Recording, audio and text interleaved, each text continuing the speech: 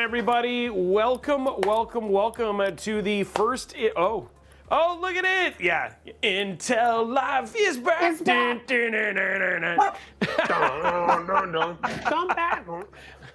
Sarah, I can already see Sarah's just face palming.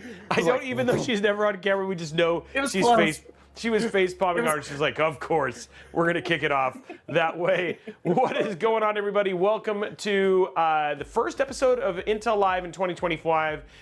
We are here co-hosting with three amazing people. Myself, Justin, Robey, Robeytech. If you've never met me before, we've done a lot of things like hosting the show of Mod Workshop. We've done a bunch of other things as well. So, big, obviously, friend to the show. Next, we have Alex. Introduce yourself. There may be people who don't know who you are. Hi, I am Alex. I work for Intel. I have the pleasure to be here with you guys, and Robey's one of my great friends. Been working at Intel for a while, love technology, games, and I guess cosplay. So if this is your first time here, you're gonna learn a lot about that. And please hang on, there's a lot of inside jokes, but we love you to have you here, and you're gonna be learning about all those jokes. And of course, now we have amazing. Actually, the voice from above. Yeah, the overlord. The overlord. And so is that Sarah, my official title? Yeah, that's your official. It's always been your official title. Yeah. Well, We never changed it, did we? I don't think so. I honestly, I think my job description is just to try to keep this thing on track as much as I can.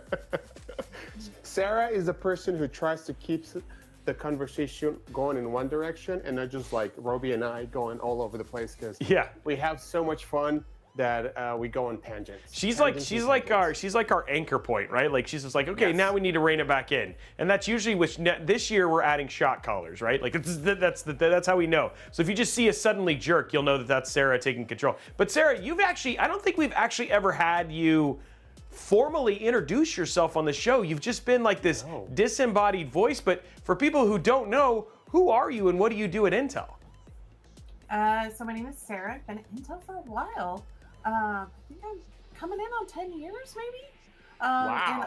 And I am the gaming community manager. So, which gives me the great privilege to talk to you guys and engage with you guys on Discord, on Twitch, on all of our channels, and bring you guys great content like these streams, Mod Workshop, all that kind of stuff. So, yeah. And like her title said, manager, so she tries to manage Robey and I. We're the two toddlers that keep going like trying to run into the walls, and she's just like, no, don't do that, don't do that. By the way, I don't know if you noticed something, Sarah, but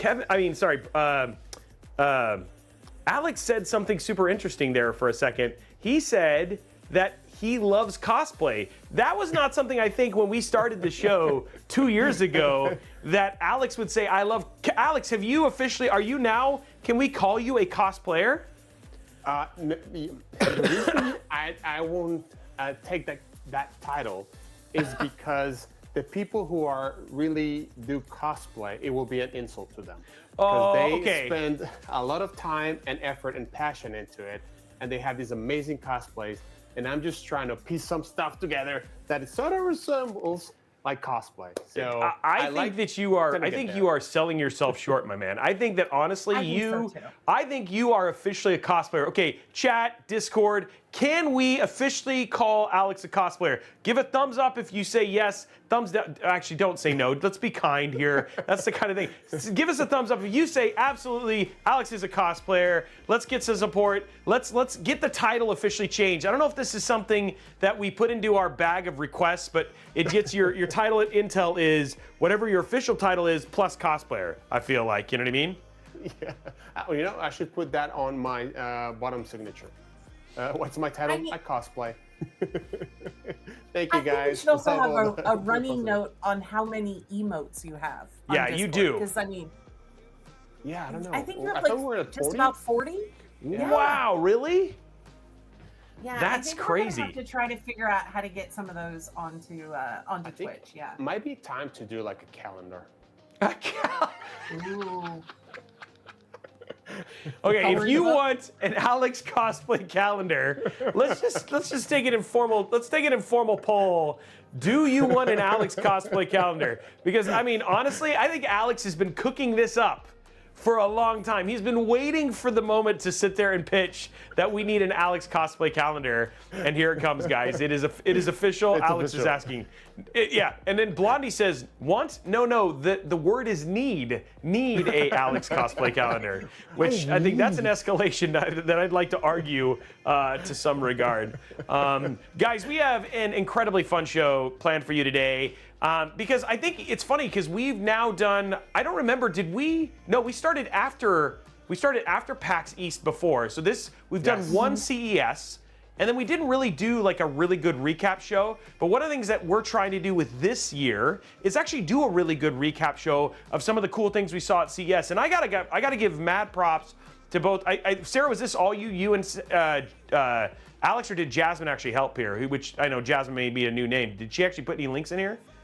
Yeah. Okay, cool. Justin's Okay, so great help. I got to give shout out to honestly all of the links we have because they did a really good job of like Yes. we had a meeting, we talked about the stuff we were excited about, and it takes a team to run these things, and so huge shout out to them because now as we walk through this, obviously we're going to be giving you guys links to articles and stuff like that, which will make this a whole lot more of an interesting discussion than just looking at myself and Alex's ugly mug, which I mean, our wives, our families like, but you know, you may not necessarily. So it's always good to kind of break it up a little bit, wouldn't you say, Alex? Yeah, I completely agree. I think we'll get some prettier mugs, but yeah, it's no need to. But yeah, I think back to what you were saying. Thanks to everybody who's helped. It's the team just keeps getting bigger, which means like we're trying to do more stuff and better thing for you guys. So there's a lot of it's just not the three of us. There's actually even more people behind the scenes. So thank you to all you guys for all the hard work. So yeah, and then of course, yes, I think that's a great segue really quick, Alex, before we jump too far into our CES recap. You know, we have people like Matt, who's on, who loves to take people on dates to Costco, and we appreciate that. But we have a ton of people who are on Discord. Obviously, we also have moderators all over on Twitch and everywhere else that are all part of this team that makes this show happen. So again, thank you so much for watching us so much in the last 2 years, and it's awesome in 2025. I mean, the team and everything just continues to get bigger, and which is super, super cool. Also, Alex is puppy sitting, so if you happen to hear a random dog, hear some dogs, that's just know that we have a very, very happy-go-lucky puppy that he's taking care of, and so we appreciate the extra guests that you have today. It makes the show more entertaining. So CES 2025, I figured a good place to kick it off, Alex, is kicking it off with some of the announcements that obviously you guys made, because you guys actually had a bit of a packed keynote and stuff like that. So do you want to kick it off and let's just kind of walk through your stuff, and then from there a little bit, we'll talk about mobile maybe a little bit later. But yeah, you want to kick things off? Sure. So there's a couple of different things that we were announced at CES, and like Robey said, and he's hinting at one of them, some chipsets on the motherboard. So we have the B860 that has officially launched. Also, it was pretty neat to see across all the different motherboard makers. They have this huge variety and different form factors that they were launching. That I was pretty excited because I was able to see the launch of some micro ITX and mini ITX I didn't get to see, so that was pretty cool to see. And then with the B860, which is a little bit more budget friendly, all the different options that were out there. The cool things that you get to see with those B860s is like a lot of the features that you see at the top end, which is the Z890s, actually will still transfer over to the B860. So like the quick release, the easy setup, the easy release from the PCI card. For us, or for me, to have big, thick, chubby thumbs, it's pretty difficult to handle the little screws from the SSD. So having all these easy latches, it makes it an amazing thing. So I'm pretty excited to do that. We can start with that, and maybe we can go through the motherboards, and then I can jump about a little bit later about the processor launches and all that stuff. So that was one of the things. Yeah, and the cool thing is I think it's one of those things that when we think about B860, it's a line of boards that people haven't necessarily thought about, but especially with the advent of small form factor, we actually have a number of, these are great to pair with like your Core Ultra 5s and your B570s, your B580 GPUs, right? That are a lot that you can save like some really good. We're talking about like sub $200 boards here in some cases that are both small form factor, and then of course you can get full ATX for those people who are looking to not spend a mint and get features that they may not necessarily need, well, like you would get in like a Z board or whatever it is, right? But it still has a great baseline. Like that's the cool thing about, like a lot of times don't know when you jump from like Z790 to Z890 or B660 to B860, there's a base level set of features that come with those boards that are still an upgrade from the previous year. You know what I mean? And you've talked a little bit about those already a little bit, Alex, yeah? Yeah. So there's a little bit different features, different things that come on, and that's kind of that. Want to see that it's pretty neat to see all that stuff. And one of the features that Robey's actually hinting at is a Thunderbolt 4, Thunderbolt 5, which is pretty cool because Intel has developed this new, I guess newish. It's been out for a little bit while. It's called Thunderbolt Share, which actually blew Robey's, my mind, and a bunch of other technology guys. When we were there at Computex, because what you actually can do now is you actually send sound. Oh, okay, let's jump back because I'm talking to you guys like some of you know, some of you might not know.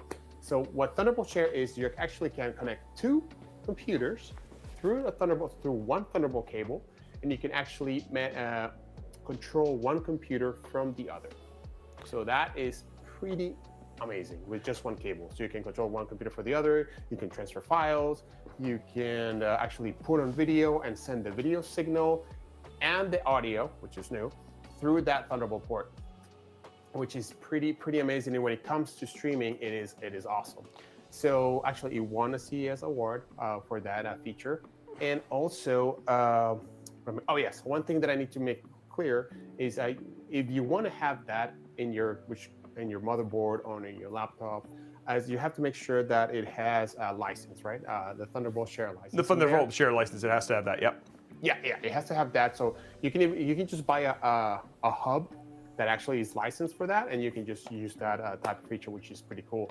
And I know Robey has, well, actually, there's several videos. I know Robey has a video on that when he interviews Lyle to talk about the Thunderbolt Share. I also have a video on Thunderbolt Share that is on Intel Technology YouTube channel. So if you guys want to see, it's actually pretty amazing what it can do. And I don't know, Robey, I know when you sat down and you start talking to Lyle, your mind was blown. And mine too. But what's your and that's, I think the reason that my mind was blown specifically was because, let's be honest, like if you are a person who does dual setups, right? If you're somebody who does dual setups, the amount of cables, I mean, I used to actually carry around a diagram and it looked like a blueprint. Like it was literally a blueprint of trying to show how to get audio and then splitting it all out and all that sort of stuff. And what Thunderbolt Share allows us to do is essentially with a single cable, and it literally is one cable plugging between one laptop and the other, you can literally have a complete streaming PC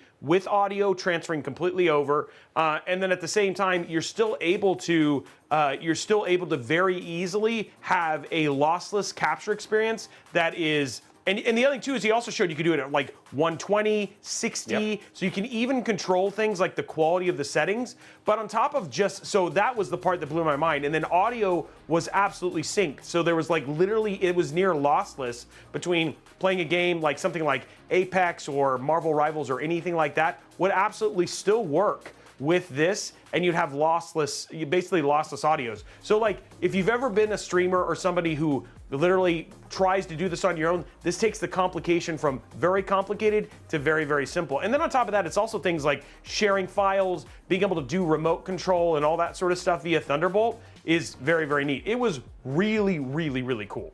Yeah, it was pretty neat, and we loved it. I think I see the Poets in the chat too. He was there, and he also liked that. And this is gonna make life very, very simple for like. Remember you and I last year at Computex, you guys, pull a miracle with a laptop that can trying to get the whole streaming up and running with just having one cable to do all this stuff. Definitely make lives a lot easier.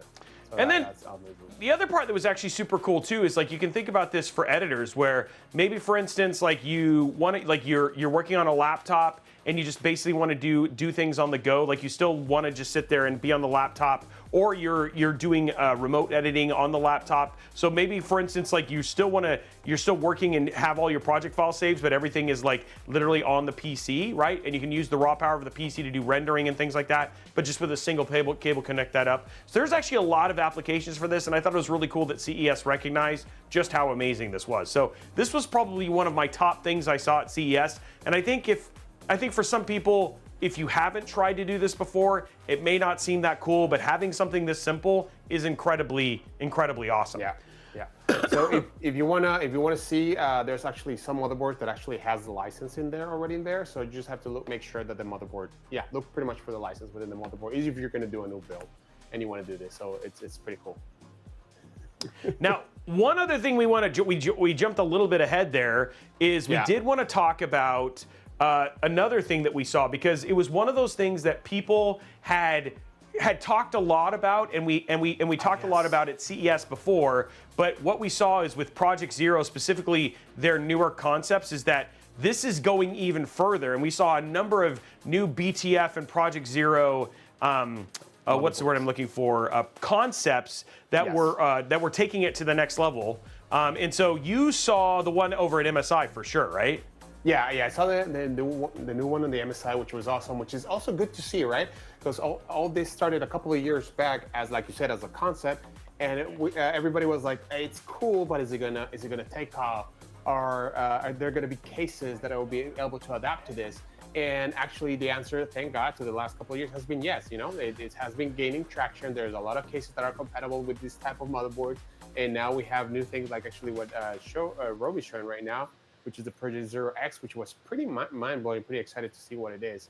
And there's more and more development being done, and see how we can make those computers and our builds look more beautiful and less like a rat's nest. And it's insane, because the other thing too is like, and hopefully he'll show this over the course of the little video that we showed, but literally on this, there it is, right, that perfect timing. Literally all the connections are actually in the middle of the system itself, right? So this is one of those things that when I was talking to Mark and the team over at MSI, they were like, we hope that people are excited about this, because they wanted to show something that was super innovative for BTF, but it really depends on what kind of clamor or what kind of, what's the word, like how much buzz this does, whether they move forward with this particular concept with the Zero X. And then the other thing too is I also showed this, and you guys will see this, I think they released this a couple days ago, but even companies like Asus are making BTF only coolers. Like we're talking about full-on water coolers. So that will, on top of having shorter, like on top of missing all the cables, they made it shorter water-cooled cables and stuff like that. So even the hoses are becoming less visible, etc. And so they did that with their Ryu 4 BTF-focused water cooler as well. So a lot of really neat stuff with that as well. And I love seeing the innovation in this, because I don't know about you, but clean builds is, every time you show them, people they do like the Italian, you know what I mean? Like they get really excited about just how clean that stuff looks, you know what I mean? Yeah, there's actually, I'm getting ahead, but there's later on we're gonna show these super amazing, I didn't see it until earlier when we were getting ready for the show. There's this beautiful build. We'll get there. But yeah, there's I don't want to steal the thunder. But yeah, I'm like speechless. Point is, it was really neat. It is awesome. I was really excited about it, and I want to talk about it right now, and all that sort of stuff. Now, before we go too far into that, though, because I know people were talking about with the B860. You guys also talked a little bit about you dropped some new desktop processors, right, specifically, right? And I know that, people know about the new 200S series and all that sort of stuff, but you want to talk a little bit about the new desktop ones that you guys just did? Yeah, so back in October, we launched what we call all the enthusiast processors, which all those are the Core Ultra, U5, U9, U7, and U9. So all the overclocking ones, the K and the KFs. And now here at CES, we actually went and launched the full stack. And by the full stack, we mean all the way down from 3 to 9, and these are just your regular processors. They're not like the case, which actually go overclocked, but we have officially launched them. And we also, if you're interested in the commercial side of the world, that also is where launch at the same time. That's what we did at the launch. So those from the desktop side, those were we launched, and from the mobile side, we'll talk a little bit more about those. We talk about the Arrow Lake H, which is known as the Intel Core Ultra 200H, and we also talk about Arrow Lake HX, which is the Intel Core Ultra 200HX.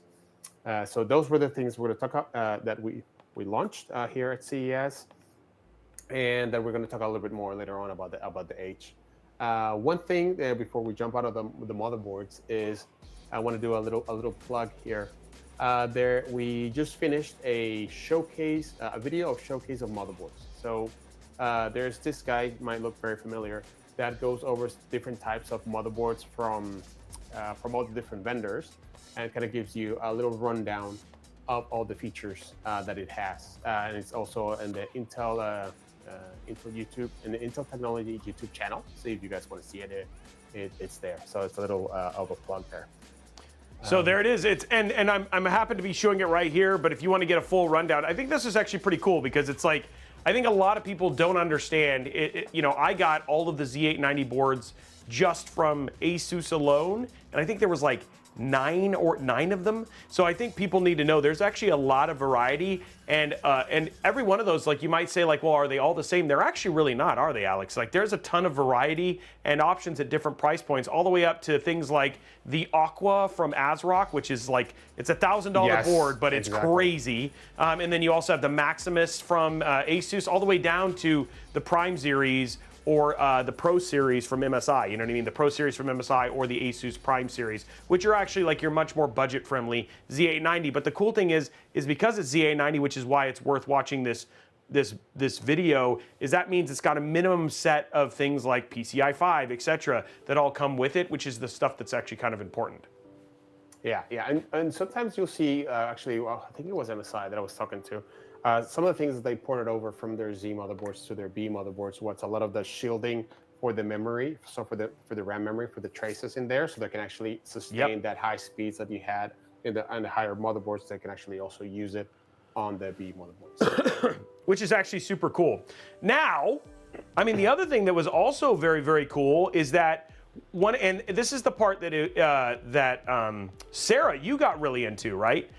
Is just some of the incredibly cool PC builds that came out of just being at CES, because it feels like for the first time, and I don't know if you noticed this too, Alex, but there seems to be like this resurgent with water cooling. There's actually been a lot, it's been a bit mired over the last year with a bunch of controversy and stuff like this. But this year it felt like it came out of the gate swinging, both from companies like Bits Power, but also Maingear and a bunch of these companies that are kind of revitalizing the water-cooled scene with some really, really cool things. And so we actually got to see some really neat builds from people like, from folks at Ron at Blue Horse Studios, Hall of Tech. We saw some really great stuff from Liquid House. A ton of people who are just getting back into doing water cooling stuff. And I'm curious, did you have a favorite that you saw, Alex?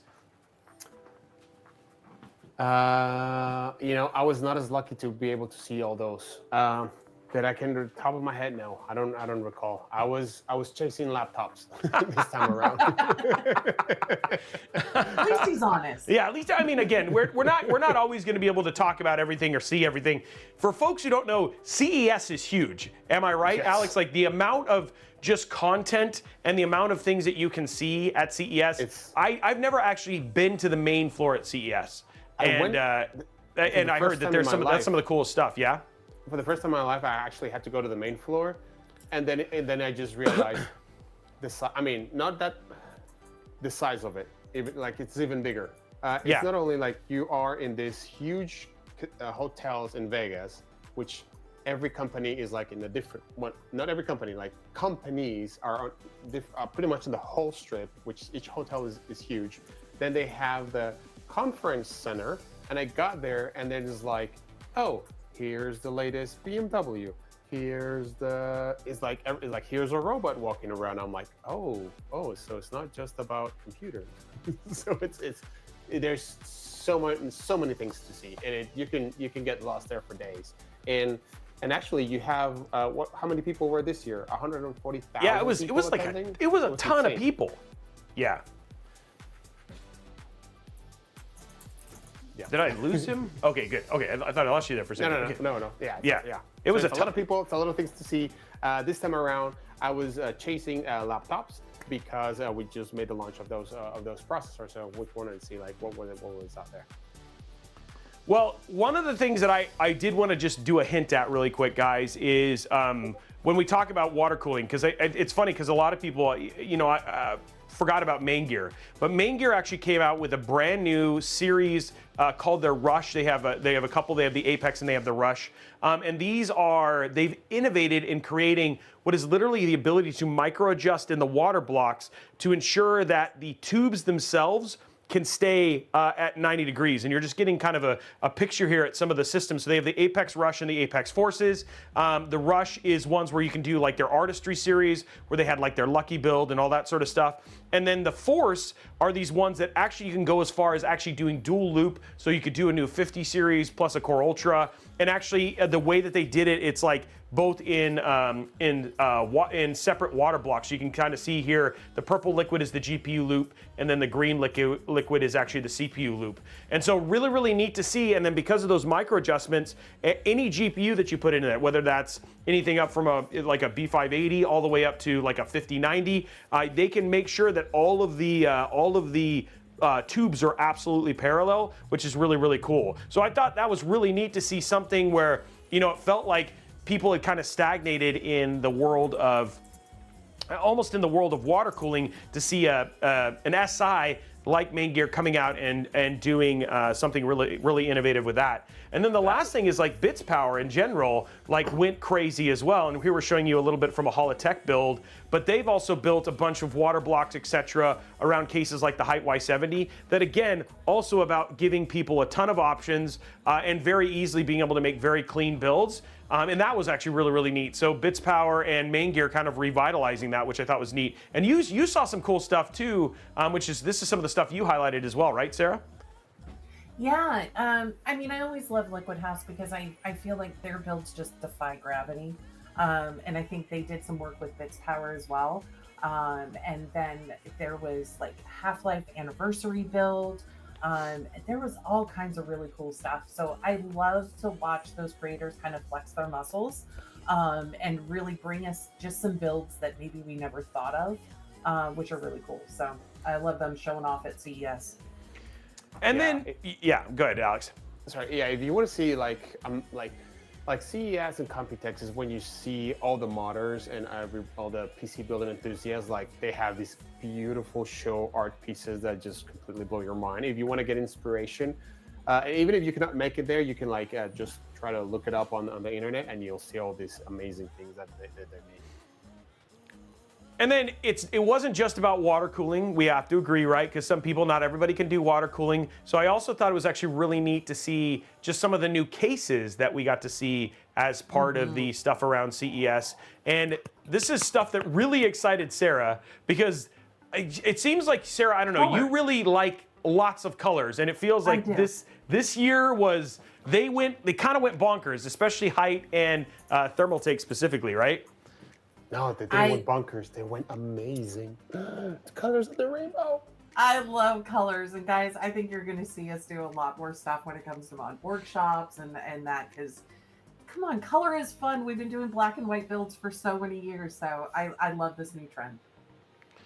And we're showing some of the ones. It was cool. I have to say the PC Mag guys right on top of it. The Thermaltake, the tower. They actually had this thing where it's funny. Some people know him as Thermaltake Mike, but I'm changing his name to Thermaltake Rob. Yep. Thermaltake Rob. He almost I went in and we got to see his booth over at CES, and he was like, "Look, man, we got like a Miami Vice theme." And if you know Mike, you could definitely hear him saying that, but he was really excited about just a number of the colors that they had. And the other too is just the flexibility and customization. And it wasn't just about chassis. It was also things like also in RAM, lots and lots of color options in AIOs and all that sort of stuff. So you can really have these incredibly off the cuff, very, very different looking builds, which I feel like you're right. Like black and white has been dominating, and we saw some stuff with height. We got to do that tarot build, but I feel like being able to push that even further is going to be really neat. And I would hope that you guys in the audience would agree that you want more variety, right? So you can do things like Valentine's builds, St. Patrick's builds. Your favorite football, hockey, basketball, soccer, or football, if you're not in the United States. So like point being is that you can represent yourself in a really neat way with your builds. So, and then some people just say things like, Chrissy, I just need everything purple. Yes. Or Barbie pink. That tarot case is absolutely gorgeous. Yes. But I think you were talking about, you called it Miami Vice, but I think is it the watermelon mint? Yeah. Or yeah. Oh no, I was talking about the tarot case we built in Mod Workshop. Like we did one in the tarot build, but now now there's a ton of different ones. You know what I mean?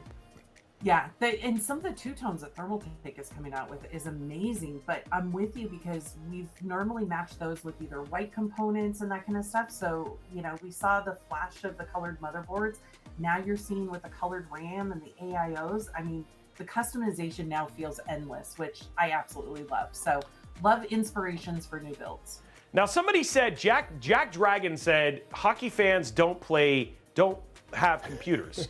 Don't use computers. And I don't actually think that's true. Because I actually have a number of friends. Like, so I went to school in the Northeast, and I know a lot of hockey players who are also big computer gamers. So I'm just gonna say, I think that is a stigma that is easy to not say. Yeah, I know we even have people like Sheezy who's like, I played hockey for 20 years. I'm on a PC right now. But point being is that I actually know some pretty hardcore fans for like Detroit Red Wings, and a guy who actually did a Detroit Red Wings build. And then to have options of like bright red or all those other things is only going to make stuff like that a whole lot easier. Versus, I got to be honest, not everybody can spray paint all that well. I am one of those people that you feel like, oh man, this is going to look great. And then when I spray painted my car, it did not look good at all. Yeah, exactly. House of Tom. There you go. But he does not have a Detroit Red Wings. He does not have a Detroit Red Wings build.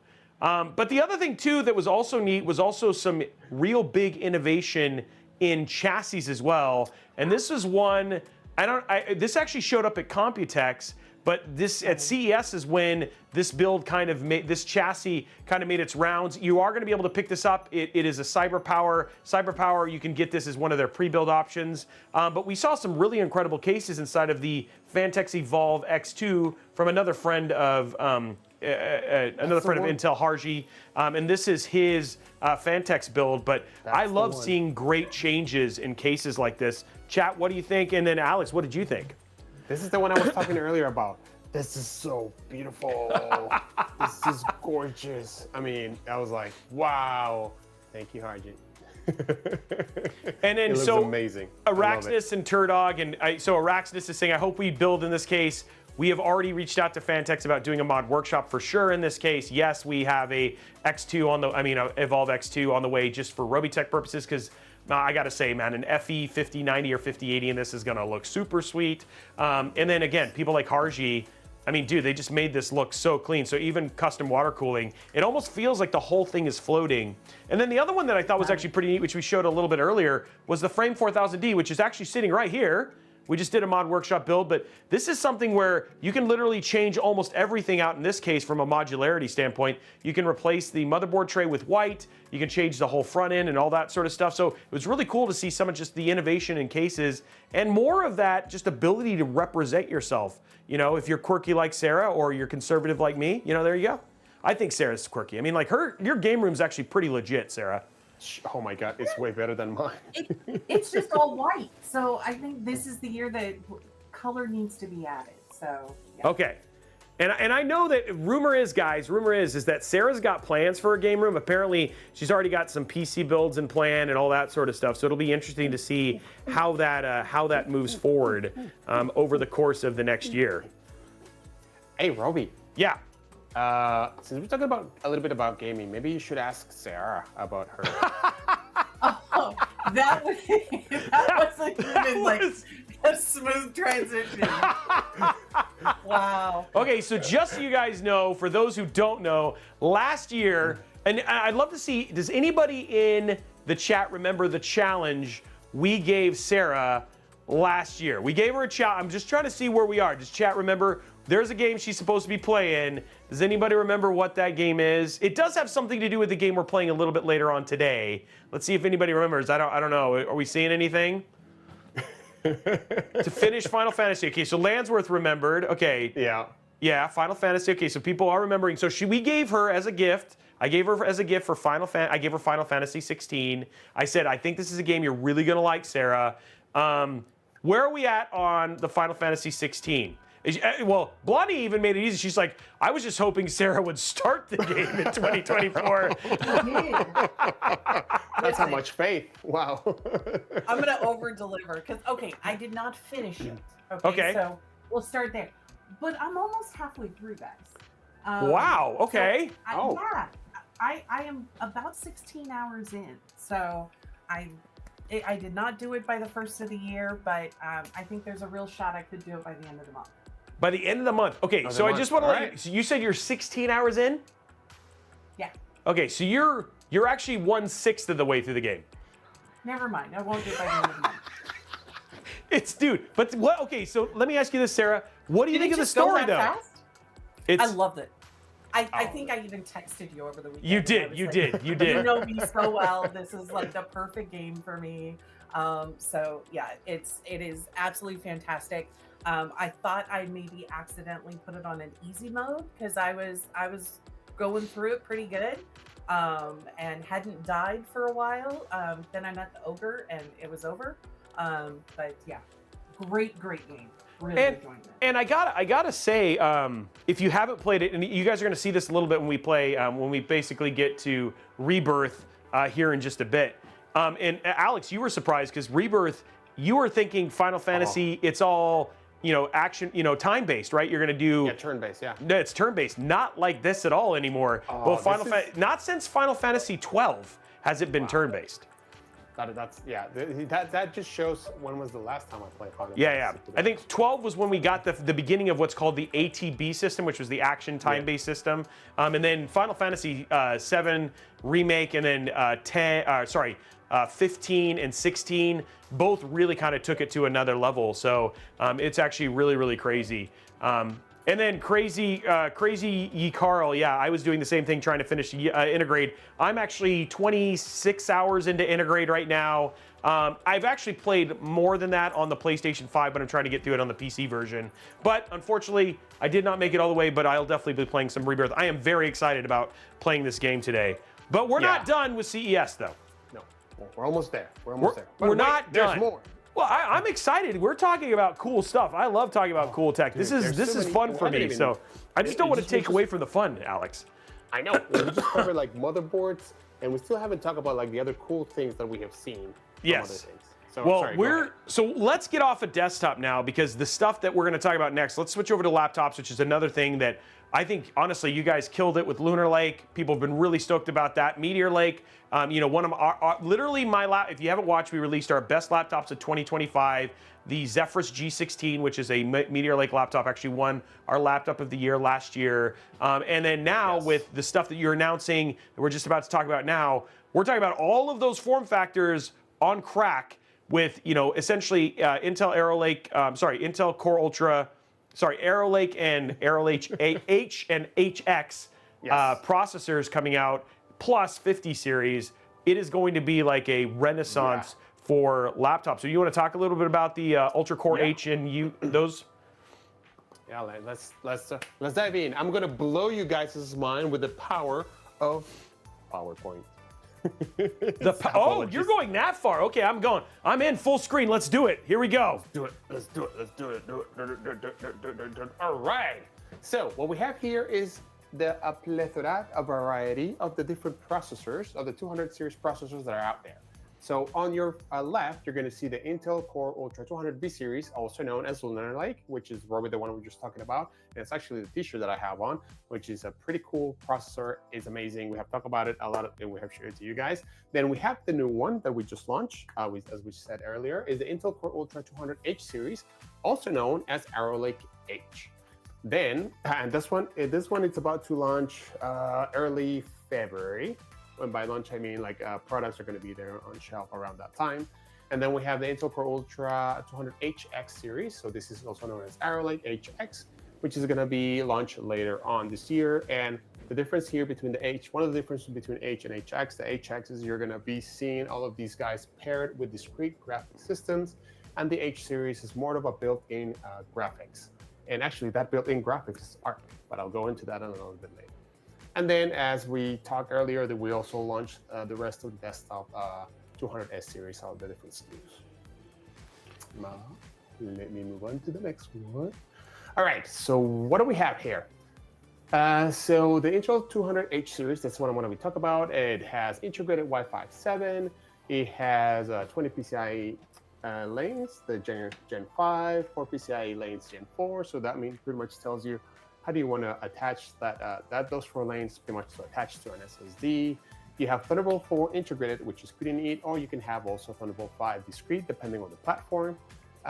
We have all our accelerators, which is the Intel Arc GPU with XMX. XMX is a set of instructions and technology that allows you to calculate faster matrix operations. Let's not go into that too deep and that deep end of the pool. We have avian code, and we have our P cores and E cores known as Lion Cove and Skymont.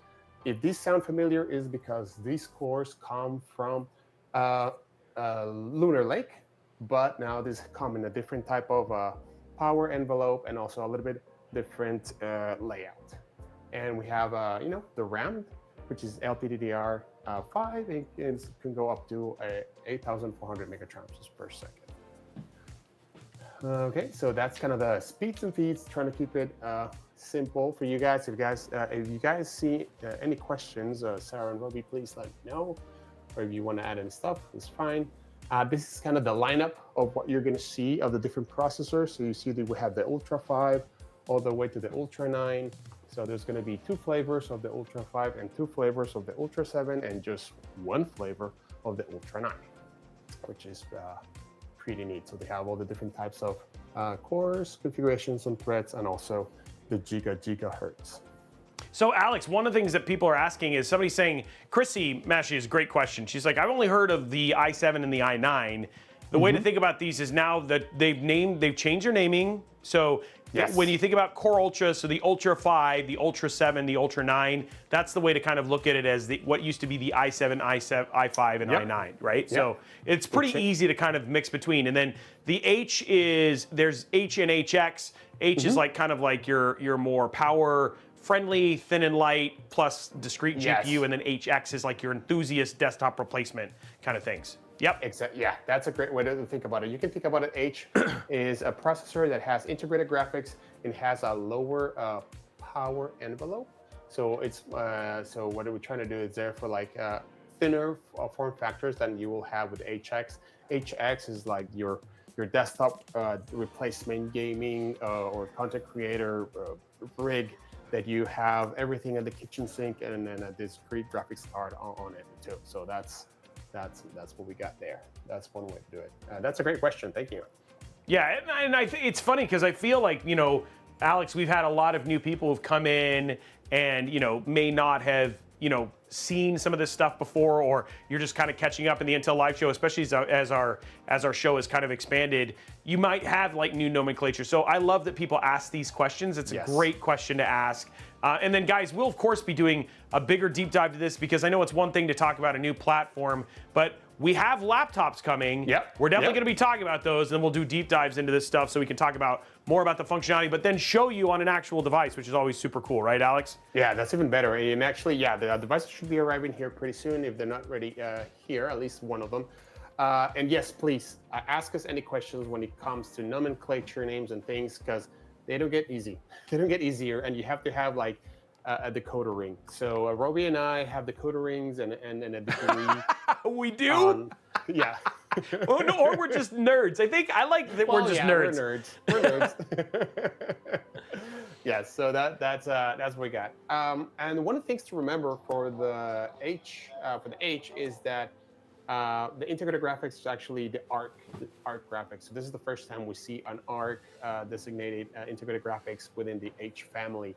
And what it is it has where am I? Yes. So it has a higher ray tracing units for those who want the ray tracing. It has a bigger cache, and it has a bunch of different. Like we said, we have this extension of engines called XMX to help you for those workloads that are machine language oriented. So, and if you want a full rundown, guys, we actually have a video from Robeytech that's coming out on Tuesday or Wednesday. I don't remember right off the top, but that's actually doing a deep dive into this stuff. So it'll be a great overview of all these announcements, kind of from a nice, like, clean, easy place to go in there. It talks a little bit about like why H only has has more powerful and more substantial Meteor Lake support. More substantial Arc Alchemist support than, say, for instance, the HX, given that the HX needs less because it's relying heavily more on discrete GPU and stuff. But it still does a lot of other things with that integrated graphics, which is actually just important to laptops in general. So there's a lot of really cool stuff coming in there. But on top of just having really neat architecture, we also saw some incredibly cool laptops come out of this, right? And I think we have one that was like, everybody was really excited about the Duo, and we're going to talk about the Duo here in a minute. But Lenovo, I just feel like they've been kind of the innovators when it's coming to laptops. And I want to show you this one, Alex. You want to talk a bit about it? Yeah. Yeah. So this is actually blew Robey's and my mind too, because it was the first time that actually I get to see live an OLED rollable screen. So you can see the guy's going to go and press the button, and actually already did, and you can see that the monitor is extending. Is getting longer in the vertical position, and I was like, "Wow! It's so seriously, it looks amazing, so cool." And I was looking like, "How does it roll? How does it bend?" It's actually the first laptop that is going to be commercially available with an extended screen with a rollable OLED screen, just to OLED monitor. So it's beautiful. It's great. It's pretty. I mean, if you are a coder, or if you're doing a lot of essays and all this stuff, this definitely will come in handy, especially if you travel a lot. For example, Robey and I run all over the place, and running with an extra screen around, could be cumbersome, but with this, makes life a lot easier. What are your thoughts, Robey? So a couple things. It's funny because it's funny enough we're talking about this. I just released the video on this today. So it's $3,500. It's supposed to come out quarter two of this year. It is a Meteor Lake based Core Ultra H processor, right? Like I think it's Meteor Lake for this one. So it's an H, sorry, not Meteor, Arrow Lake. It's an Arrow Lake thing. The thing that is so crazy, guys, is that it also gets a ton of battery life, and you can do up to 2 screens on this. So even though when it's fully extended, you can actually do like the Duo or the Lenovo Yoga Book, where you can have something at the top and the bottom. It's $3,500 though, so it's not cheap, right? Obviously foldable OLED. And then LTT, if you Linus actually showed this on Jimmy Fallon as well, just to kind of blow people's minds. But very, very cool. I really am excited. I do understand, I believe Lenovo is going to send us one of these, so we will get to show you here on the show, and we'll be doing a review on this. But really excited about this. And the other thing too is it's also not heavy. Like, it's crazy just how functional this thing is. And I know the big questions for us is like, how is it going to be from a durability and standpoint? But yeah, dude, this thing blew my mind. Yeah, it was pretty cool to see that. They also had other Lenovo's in there that were pretty amazing. I forgot the name of it. Let me look at it. And one of the cool things of that one, I'll get the name. But one of the cool things of that one is actually for a while, actually, when Robey and I take a look at laptops and we actually take them apart, there's some specific screws with a specific head that you need to use. So there's not your regular screwdriver that everybody has. You actually have to buy a specific set of screwdrivers in order to be able to open it. But what Lenovo's doing is like Lenovo's saying like, hey, you know what? We want people to be able to upgrade these. So instead of having 12 screws on the back, we're only going to have 4 screws, and then they're just going to be. There you go. Thank you, Robey. And so it looks like this, yeah. Yes. So those are the crazy ones that it's like you don't find them on your. You actually have to look for them and know what you're looking for. And what Lenovo is doing now is like, hey, for these type of laptops, I want to the one we just did, the one I need to go figure it out which one was. We're just going to put some Phillips, and we're going to only make 4 screws. That way you can go in there upgrade it, add another SSD, or if you want to change the RAM and do all that stuff, and you don't have to have a degree in mechanical engineering or nerd title to be able to do all that stuff. So it's pretty neat, all the different things they're coming up with. So they're pushing that envelope. Well, I mean, it was, and as cool as that actually was, like which was actually really, really neat. We saw something, and it was actually at the Intel booth. So easily upgradable, and I'm going to show you guys this just off the thing. So I was hanging out with Luc Lafrienne from the team over at Linus Tech Tips, and I wanted to have him blow his mind. So I'll just give you guys a little peek here as we're throwing in here. But you can actually see. Check this out. So when we talk about easily upgradable, this is one of those things that you and I have both opened laptops many times before, right, Alex? Yes, many times. But I opened them. I don't know about putting them together, but definitely opened them up. And so when I was, this is basically Asus has got with both their Scar line and their Strix line this new feature. And at first, he thought it was this e-ink thing, but you can actually see Luke here in just a minute. He is going to, at the very bottom of this laptop, there's a little button, and he's going to push this button, and then just by pushing that button, you can completely take off the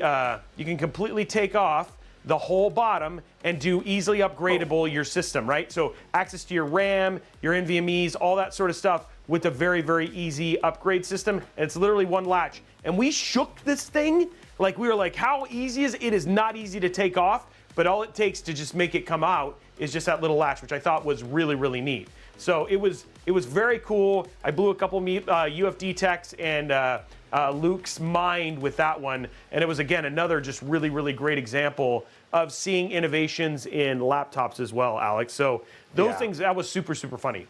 But wait, there's more. Actually, one thing that you also point in that video, actually that Luke points out in that video, is that that laptop also has the easy release and attach of SSD. So you don't have to also do screw that little Phillips screw into it. So you just have that plastic release, and that's it. Makes making life a lot easier.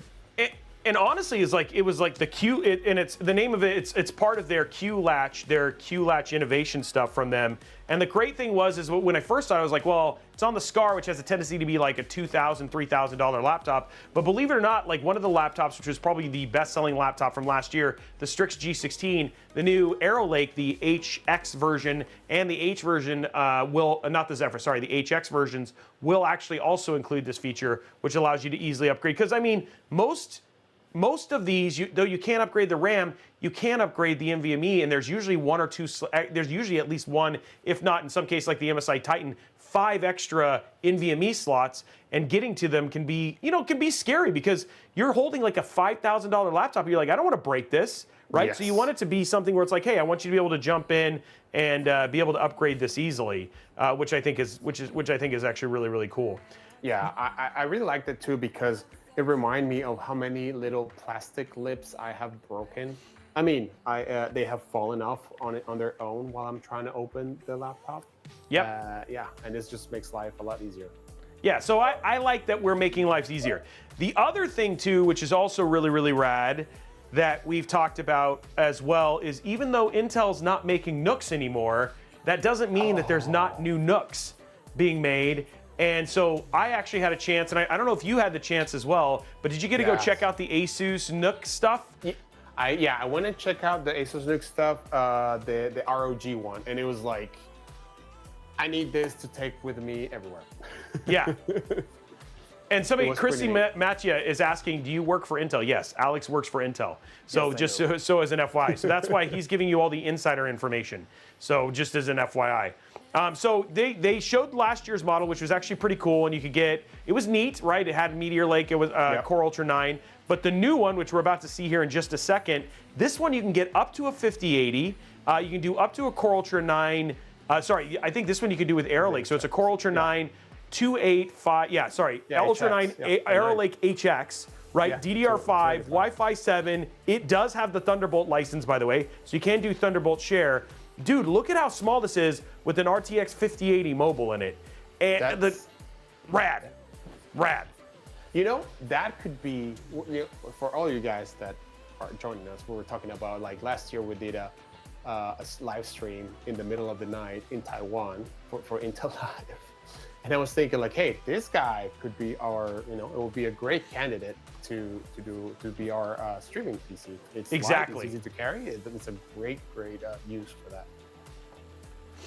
And they had more than just the gaming ones. Of course, the gaming ones we were really excited about. But it was neat to see them. I do know that we have a number of those that are going to be on. So we hopefully we'll be able to show those on the show. But I do know that Asus is sending us some because I absolutely want to check those out. Especially if you could just like take that with a portable screen to like the library. You know what I mean, dude? Yes, I mean, so many things that that can happen. And it's not a dock, guys. That is a full-blown PC.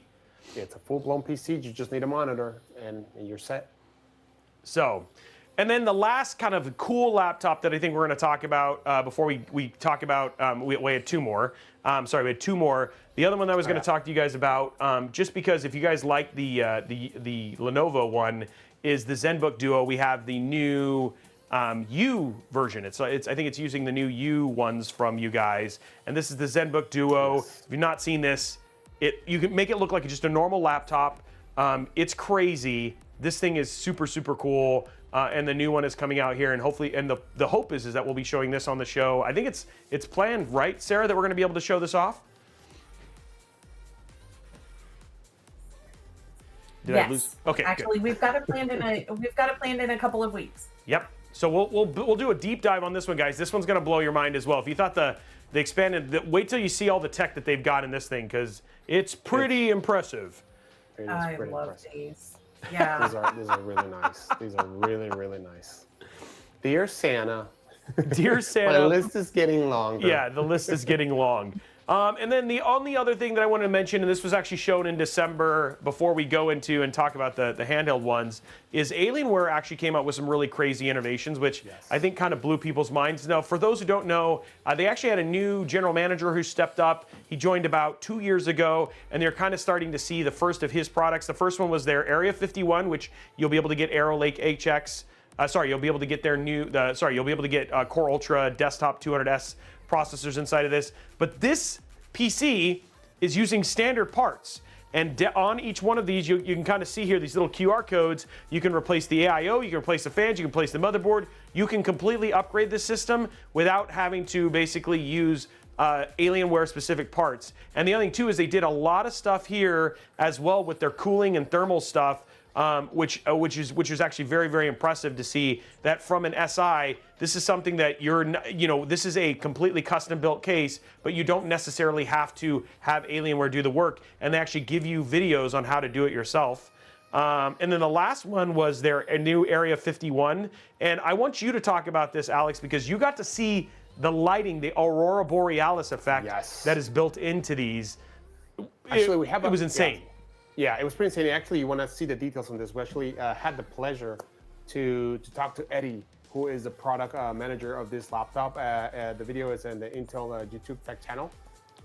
Just look for Alienware. It's going to be there, and it's amazing. It's so beautiful, well done. Actually, one of the things that I like a lot in there, which is is the small things.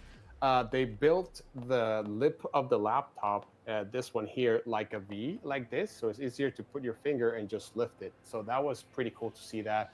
And the Aurora Borealis that they did in the background, it was beautiful. Also, I think if I recall correctly, they re-engineer all of their heat sinks and everything else, so to run quieter and able to run at a higher power and different things. It's a beautiful, amazing, well-built laptop, and the keyboard, it looks amazing. And I think they did a great job. They did an amazing job. Not a great job. They did an amazing job. I'm trying to show a video that I actually got to take at the event when I was in New York here, but you can actually see, look at that lighting is actually inside of the chassis. Yes. So the chassis itself, and it looks like an Aurora Borealis on the back of the cooling unit. The other thing too is that they've actually created like a raised lip, so for better cooling you can see a little bit of that there. And they also even made a special backpack so that it fits inside of it and stuff like that. So it is a very impressive device. Absolutely excited to get our hands in it for sure. We actually have covered a number of Alienware here on the show, and it's neat to see how they've improved it. both just from the performance standpoint, because the chassis has been kind of redesigned all up, both thermally with their vapor chamber and all that stuff, as well as just functionality. And then the other thing too is that the color, Alex, right? It's a two-tone. It's crazy, right? Yeah, it's two-tone, and the finish. Actually, one of the cool things about that is one of the problems that Robey and I have, which we have this about the same pet peeves, is when we grab a laptop and sometimes we have greasy hands because we like food, and you just smudge them. So actually, this one does a pretty good job of not, we don't left it the smudge. So we like that, which is really nice because it gets to see all the amazing hard work that was put into the color, the finish, like you said, the two-tone finish, and it just makes for an amazing laptop. Okay, so we're at the end. We really do need to get to gaming, but we had a couple more things that we just wanted to show off really quick. First and foremost, we did see brand new handhelds. So yes. At Computex last year, we saw the announcement of the new MSI Claw. That is now launched in the US. I believe it is launched now, Sarah. I don't know if you can confirm that. I think it is because I saw some pre-orders in Newegg. Yeah. Mm-hmm. Yeah. So it is launched. I think they're shipping soon. End of the month, maybe? I'll have to double check. So a couple things is this is where you get to see some really neat stuff where MSI listened to feedback. They changed the mushiness of the triggers. Obviously, it's now Lunar Lake instead of Meteor Lake, so you've seen it upgraded there. They've changed it so less fingerprints. It's a bigger screen, yeah, there's a lot to be excited about. We're supposed to get to show it. I think I don't want to make sure I promise something that we're not. Huh? Well, we're working on it. We're working on it. Yeah. And the cool thing is actually now one of the feedback that MSI got was like they only had like one USB-C or one Thunderbolt port in there, and I actually get two. So there's a lot more ports, and actually it looks really, really, really good. It's definitely something that I'm really looking forward to. So it looks like that one's currently on back order at some of the retailers. So we'll work hard to bring it so we can show you guys. Yeah, actually, thank you. The Poets brings a good point that I kind of forgot. They had a computational AI. So long story long is they went and grabbed a bunch of people's handprints by using camera and image recognition and measurements, and they process all this data from thousands of people to figure it out how to make it more comfortable for all the thousands of types of hands that are there. So that was pretty cool to see all the different things that they're doing to improve their design. So yeah, it's really cool to see the innovation there. And then we wanted to show one more innovation, then we'll get right into gaming. And then you and I got to see this.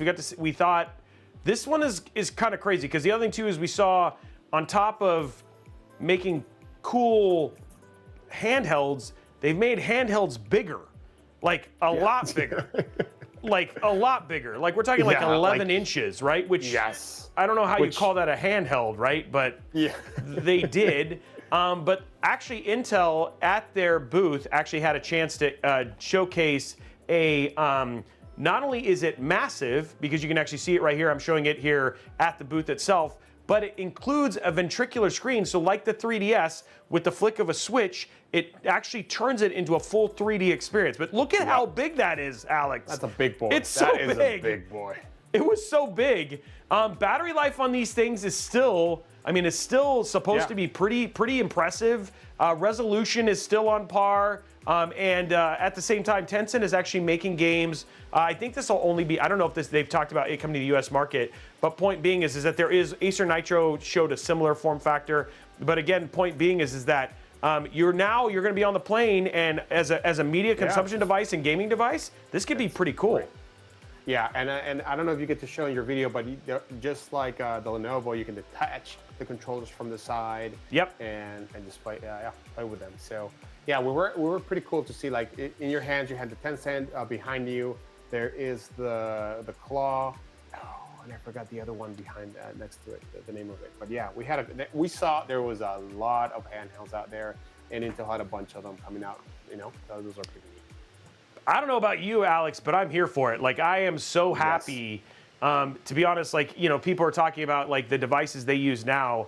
I use mine, like, especially like I'll go when my wife goes to bed. I'll just like turn on my handheld, just sit there and play games without any problem whatsoever, right? Like, 'cause it's awesome. It's super cool. I'm super happy, for sure. So, go ahead. Sorry. Yeah, sorry. Denise actually is right. Is the one X-player behind you? So, thank you guys. Yeah, you just have to ask the chat. They know they have the answer. They have all the answers. It did the name of it. I don't think they actually had an official name. All they had is they talked about the 3D eye tracking and stuff like that. It's powered by a Core Ultra 7 258. I'm talking about the specifically the Tencent one. Yeah. And it was like it's kind of a demo unit, but they have a whole division of their game teams that are working on games specifically for this one. And it's actually Lunar Lake based, which is again like the MSI Claw, the Claw 2. And honestly, like seeing is believing, guys. It's hard to show it on video, but that 3D effect was actually really cool. And on a screen that big, it makes a big difference, which is actually pretty crazy. It's even better. Well, so, if you guys don't know how it works, it has cameras on top of it. It's looking at your position of your eyes, and then it's adjusting the screen to make sure that your eyes are the ones that are able to see in 3D. Yeah, it's really impressive. So, speaking of impressive in gaming, it's time to actually game. It's that time. It's that time. It's that time. I was a little worried we wouldn't be able to fill the time, but honestly, we actually ended up cutting some of the stuff we were going to cover because we just like to talk about tech. And understand if you're watching the show for the first time and you're coming and seeing it, understand this isn't always the format of the show. Most of the time, we're actually like next week. We're actually going to be doing a build, so it changes all the time. This one we just wanted to do a really good job of doing a recap, and if this is something you liked, please share that. Like again, head over to discord.gg/intel. Let us know what you think, what kind of formats you do, because we're always trying to improve the show. The show is 2 years old at this point in time. Almost, and we're always we never want to make it feel stale, but we love to see what you guys want and the kind of feedback you have, because you guys are the people who watch this, and if you don't watch, then it's just me and Alex talking, hanging out, You know which what- I mean we you still know love. You know what we're gonna have to figure out this year? What? 100th show anniversary. When? How far away are we from that? I don't even know if I can handle that. We're a little ways away, but we'll hit it this year. Wow, I'm just saying, 100 shows. It's something to look forward to. Yeah, we have to figure it out when is it going to land, so Yeah. maybe we can plan something big for it. Dude, Yeah. and the other thing too is you're not wrong. People are like, I love the Intel Morning Show. How long ago was it the Intel Morning Show? We changed that like a year and a half ago. We had to change that because it was called the Intel Morning Show, and we kept showing up at 11. It was never in the morning. At least we're all Pacific Standard Time, so we're all West Coast in the U.S. And it was never in the morning. So we laughed that it was morning in Hawaii, I think. Yeah, we would say it's morning somewhere. Yeah, that's how we started it. Yeah, it was Intel Morning Show, and then we became the Intel, and it's been Intel Live Show for a while. And then I think it's been on Fridays pretty consistently, but every once in a while we'll be like, it's the Intel Live Show on Tuesday. You know what I mean? So, and we even did it like in the middle of you remember that we actually had a real Intel Morning Show like 2 in the morning.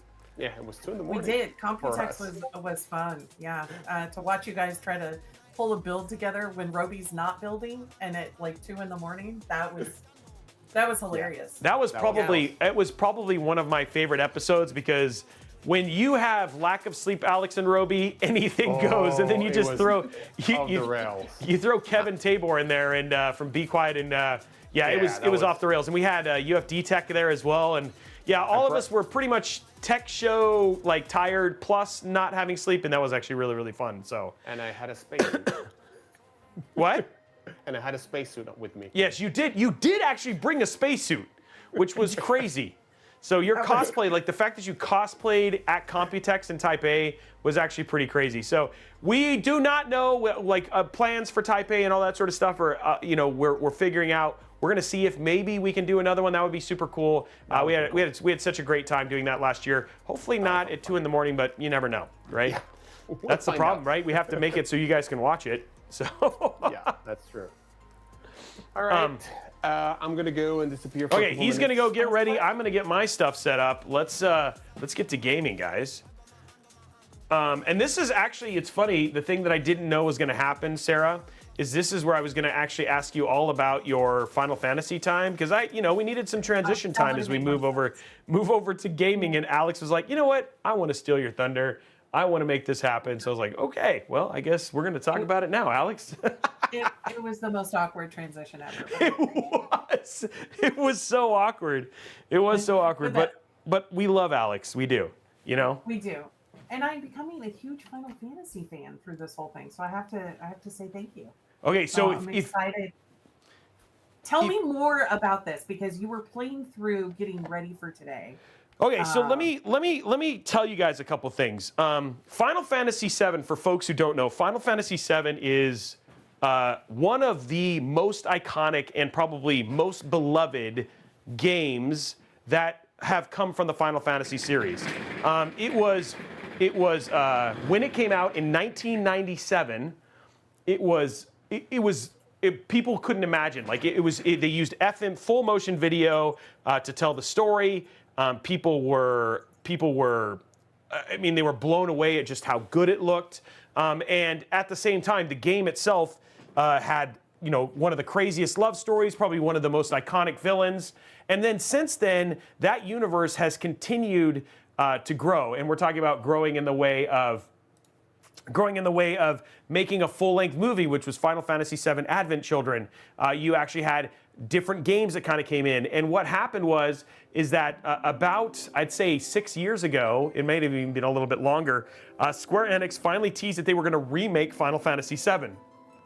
And they turned it into a trilogy, of which we are now getting here on the PC. This has been out on PlayStation 5 for a while.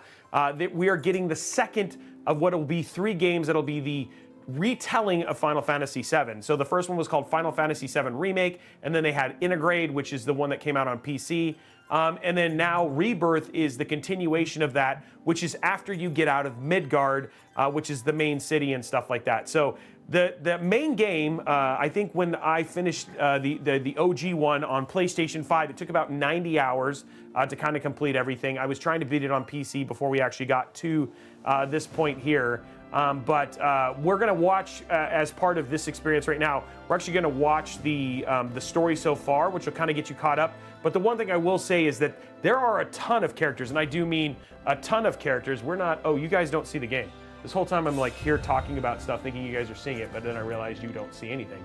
So it's a nice ribbon. Yeah, it was. Thank you for looking at the Windows display. Let's extend these now. Duplicate. But we're going to show you kind of the story so far and get you guys up to speed on where things are. But understand, the one thing I will say is that this universe, this world is very complicated, and there's a lot of characters, and they try to do their best to let you know what's happening. So if you're a little confused, I will do the best to kind of introduce them as best I can. Can you guys hear audio? Because I hear a little. Okay, let me just. I heard a tiny bit. Yeah, let me. I'm going to. Do you guys hear? Yes. Okay, they hear gameplay. Okay, good. I'm just gonna make sure in my headset. So people are saying that they really appreciate you giving kind of the rundown of this series. Looks like some might be a little bit further behind. Yeah, and that's what I hope that helps, right? Because I will say that understanding that history will we'll just understand that, like, a lot of people think that this game is new. And I will say that it has also taken departures from the original game, which has made some people, leave it open that this might be alternate universe Final Fantasy VII, which is very Square Enix of them. Yeah, that's kind of where things are. So let's see at the story so far. There is so much to tell. So this will get you caught up. Start. With all that we saw, what we heard, what we felt. This planet of ours, destiny, our part in it. Best to start at the beginning, perhaps.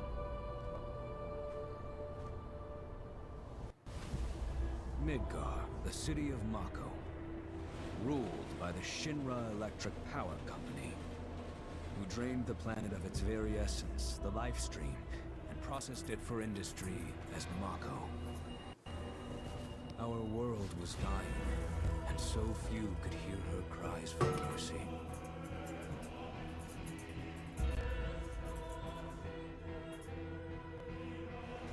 Those who could rose up in her defense. The anti-Shinra rebels, Avalanche.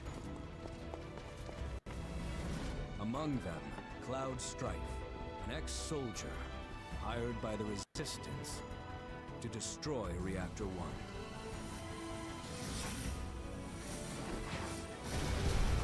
In Sector 8, amidst the aftermath of the attack, Cloud met a flower seller named Aerith. She offered him a yellow blossom, one said to symbolize reunion. And thus was destiny set in motion. With Reactor 1 gone. Do you guys still hear game sound, or just making sure you guys can hear it? I haven't heard anybody say no sound, but they were playing right I can into hear you Shinra's now. hands. I muted so we Company could hear was the able to video. draw the Okay. wool over the people's Oh. eyes. And in the end, destroyed Sector 7. Killing This is the recap thousands story, Sarah. and laying the blame at Avalanche's feet. Though dear friends were lost, Avalanche had no time to grieve. Aerith had struck a deal with Shinra, who took her into custody. With her capture, Shinra's obsession was within reach. The fabled Promised Land. For Aerith was the last of the Cetra, the ancient stewards of the planet. And only she could guide them to paradise. To save her, the team infiltrated the Shinra building, the company's beating heart. It was here that I, another prisoner, joined their story and assisted them in freeing Aerith.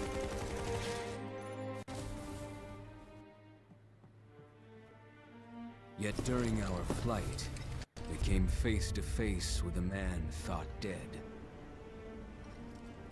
The vaunted war hero, Sephiroth. Before he could be stopped, Cloud's foe fled with the corpse of Genova, the cataclysm from the stars and the catalyst of our plight.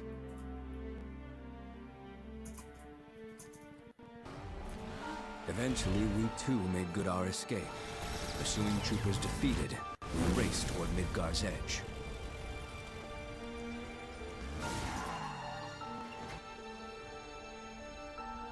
Yet Sephiroth once again intervened. Suddenly, deafening screams rent the air. Whispers, the arbiters of fate, descended upon the city.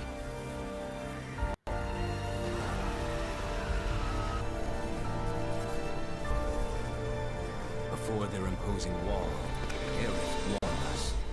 This was Destiny's crossroads. Every moment, every action, every step taken had all been as the Whispers willed it. To fight them was to break free. On the other side of fate, Sephiroth waited, the Whispers undulating within him. Cloud brought his blade down upon his rival, sundering destiny. The fight won, and the shackles of destiny broken. We stood before the unknown, a world of boundless freedom. It was there, beyond where fate could follow, that a new journey began.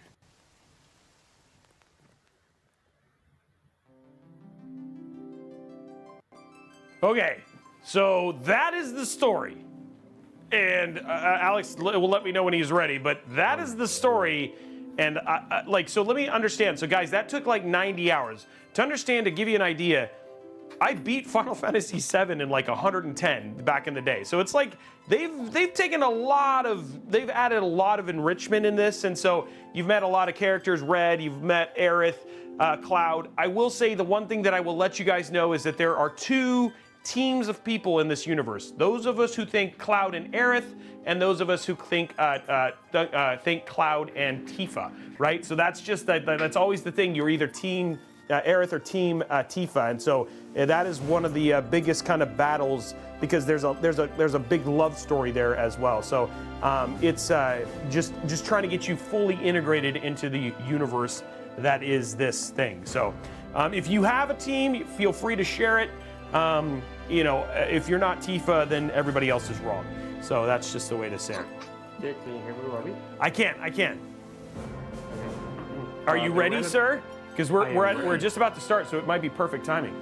Yeah. Oh, I can't wait. Okay, here we go, guys. The first cosplay of 2025.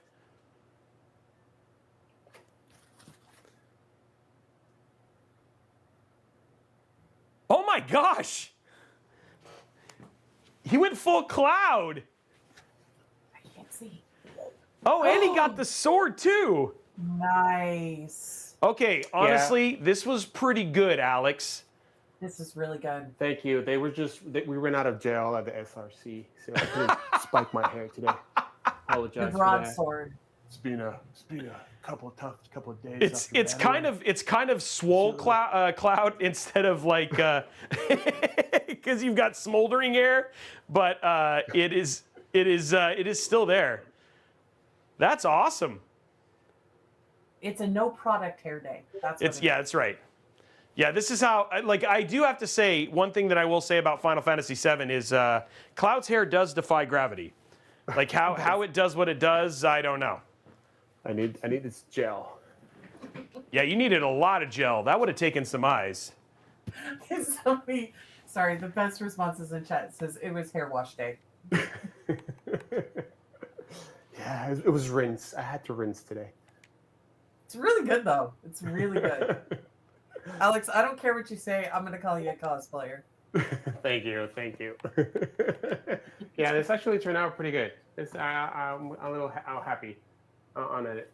So the sword ties the whole thing together. They said you have to do the smoldering eyes. Yeah, you got to get it all ready. He's hard with his eye. Can you even see his eyes? That sword is epic.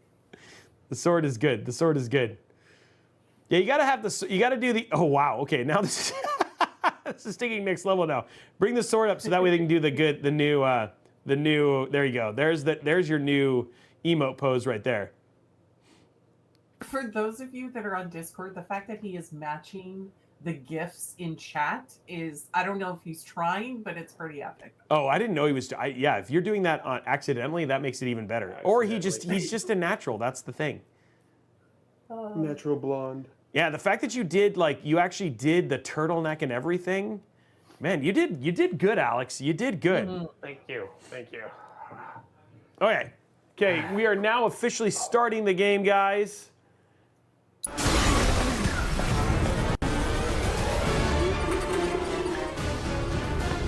And this game is very good looking. This is the Escape from Midgard.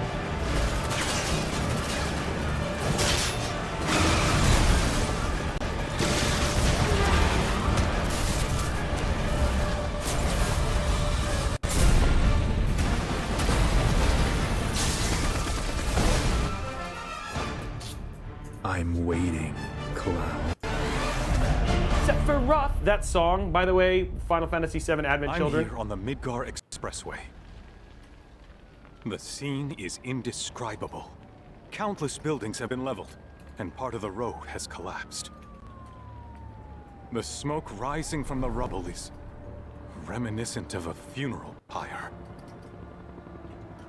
Of course, this is only the most recent in a series of crises. Multiple reactor bombings, followed by the fall of the Sector 7 plate, culminating in this unprecedented destruction, caused by a massive tornado which swept through Sectors 0, 1, and 2. After a briefing with Shinra investigators, Mayor Domino released a statement, declaring the tornado to be, quote, weather warfare, perpetrated by the infamous insurgent group known as Avalanche.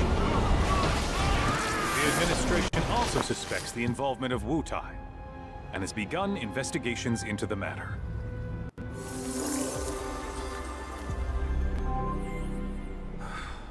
So obviously story heavy. That's the thing to know. I like Stormlight. Oh yeah, this is if for Final Fantasy, this is all the. There's so much story in this game, and the thing is even though you saw the overview, the amount of the one thing that you don't get is just how much you start getting really connected with the characters, like when you help like the orphans, and you know just the stuff that you're doing, yeah, just to help each character, the relationship between Tifa and Cloud, as well as Barrett and Cloud, and all of that stuff, and even Jesse.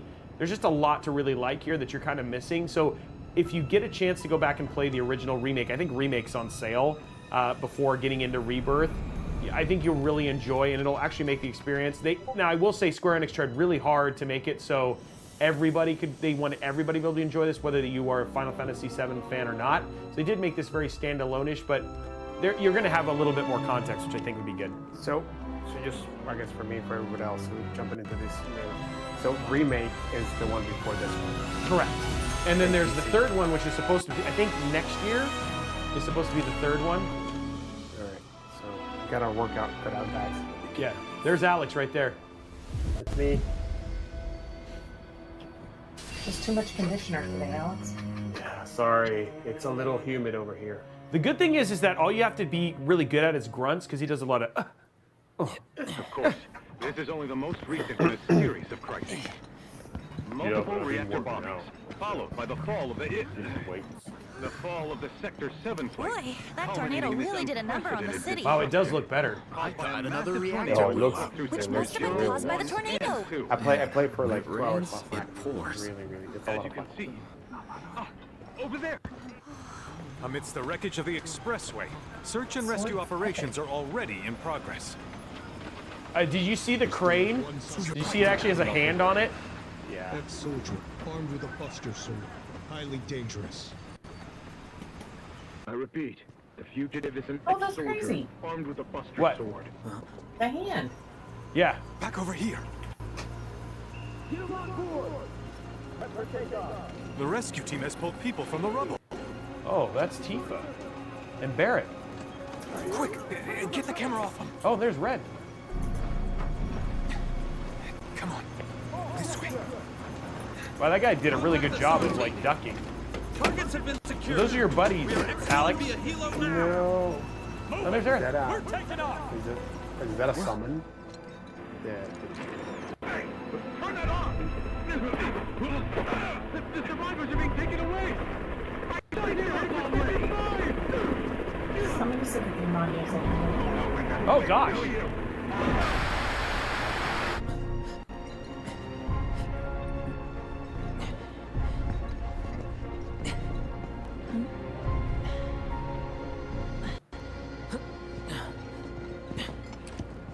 Excuse me. Could you look after my friend? Just for a bit. Too much Mako. But he'll be fine. I like how he just hands him to some girl.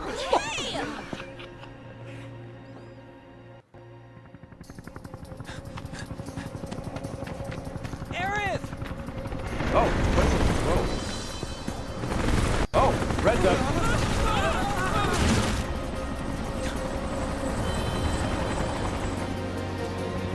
That's nothing bad.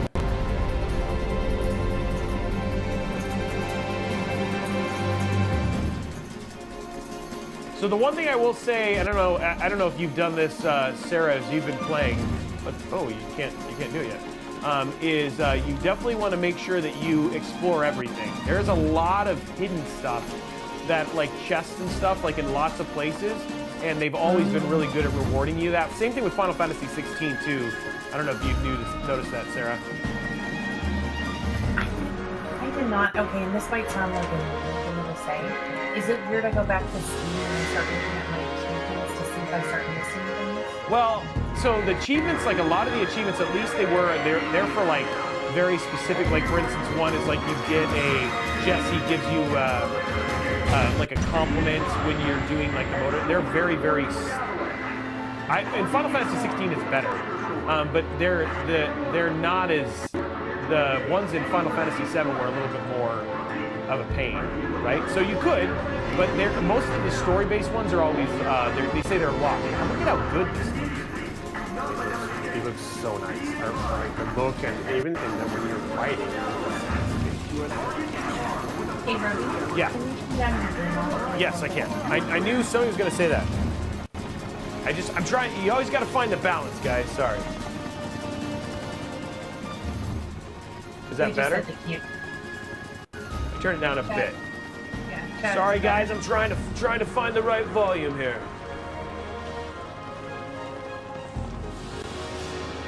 Okay. Yeah. So cutting down in Final Fantasy VII, it's crates. There's Sheener crates and stuff like that. It shouldn't be getting louder. Does it sound better? Folks are typing. I'll let you know. Okay, here we go. First fight. And then the other thing, too, is like it's all action-based. Oh, wow. He's quite a bit different than Cloud. Oh.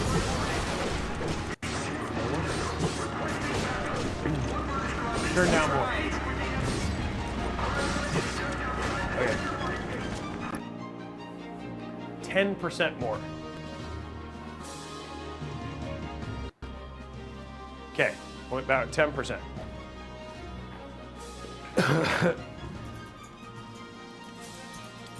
So he's got a lot more physical attack than there, Alex.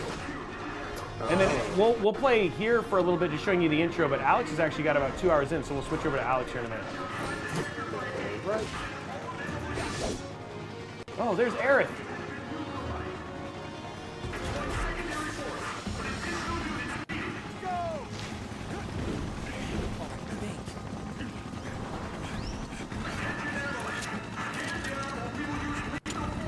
Whoa. What the? Heads up! He just threw it. That was not light. You think I worked out? That's got it. He's a boss, like a boss. I like how Barrett and Tifa are on that thing, and he didn't even think about it. He was like, "Yeah, it's fine. They'll be okay. They'll survive." Gotcha!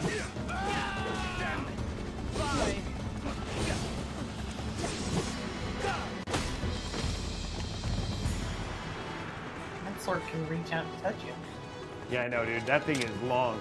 Now that is Cloud Sword. Okay, so he's got Aerith. Come on, Red. Thank you. He's gonna leave him there?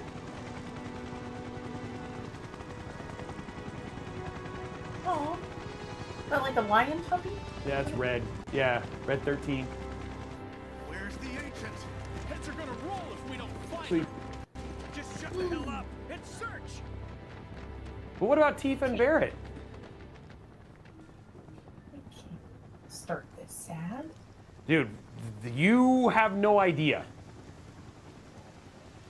This is so This messed game up. plays with your heartstrings. All of it. If Alex had heartstrings, I'd play with him. I love how They were all many- cut. I'm back. I love how many Final Fantasy experts we have in chat. This is awesome. Oh, I need to read that chat because I am trying to catch up on like everything. That's materia. So the materia stuff is super important. That's how all of your magic is, and then how you put them together and stuff like that. Like that's how you can create your characters, what materia you equip.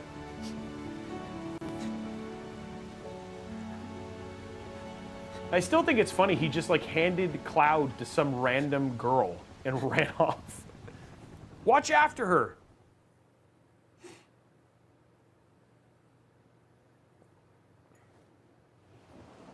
All right then. Seeing as we've got the time, want to tell the rest of us about you and your buddy Sephiroth? Sure. If Tifa doesn't mind. Me? Yeah, no problem. It's cool. So this feels like it's like flashbacks right now. It all started 5 years ago. I was 16 at the time. There was hardly any work for soldiers back then, and what little there was, it was boring as hell. My heart wasn't in it. Then, out of nowhere, the job of a lifetime came. A mission with Sephiroth. I couldn't believe my luck.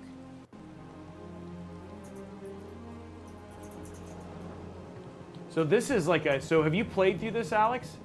Yep. So so you're after this. Yeah, I'm almost at the top. It's Like I really already coming defeated down, the first boss. Hey man, So So this is all flashback, guys. So introducing you to who Sephiroth is. Sure, Who's we'll the make it. guy who he fought with the giant... You think Cloud Sword is big. Wish I could Yeah, tell, but his I've never been katana motion is sick. like... Sorry, man. So long. Ready to do this? Yeah, you bet.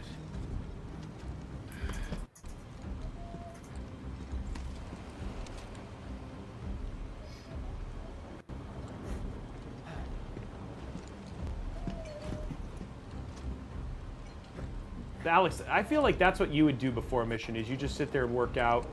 Oh, I'm glad you were not chasing me around CES. Because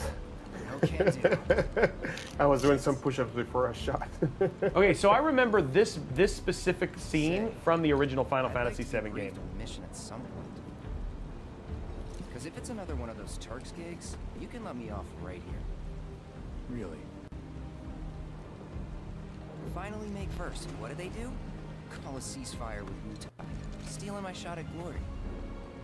I didn't join Soldier to be an errand boy. I joined up so I could be a hero, like you. Well, our mission is to survey a rundown reactor. Another one of those Turks gigs. Huh. Looks dejected, Alex. Yeah. Fine. Job's a job, I guess.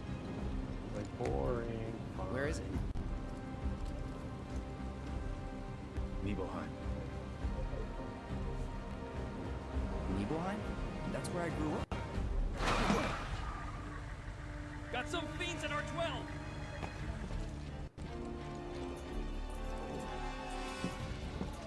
Dude, Sephiroth is tall. I never realized how big he was. He is a tall man. He's a tall dude. You're gonna see here how fast he moves. Oh, dude. I have some of those in my backyard. Are those problems? Ernie and Bernie.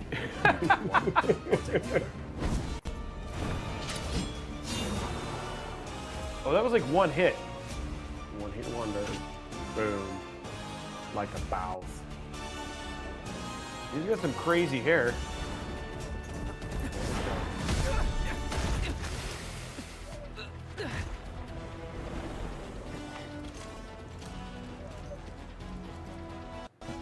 Wait in the truck. No way! I got this! Wow.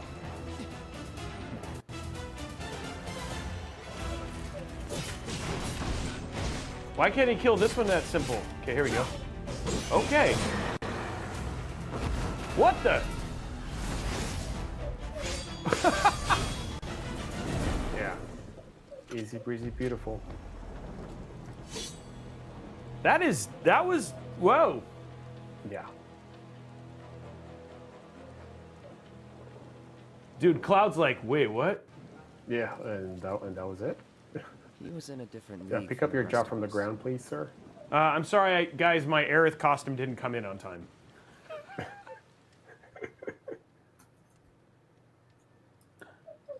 Nibelheim. That's where they built the first reactor. Right? Yeah. It all started in the fall. Something was wrong with the reactor. and Okay, the so whole this village is, was there they are right there, convinced. Tifa and Aerith. Talk That's of the strange two that people are monsters choosing that between. only made things worse. People were scared, desperate. The villagers tried to take care of the monsters themselves, but it was no good. Ended up calling Shinra. So the company sent help. Best they had. Well, they sent help. Best they had Sephiroth and then Cloud, which was not didn't seem to be as good.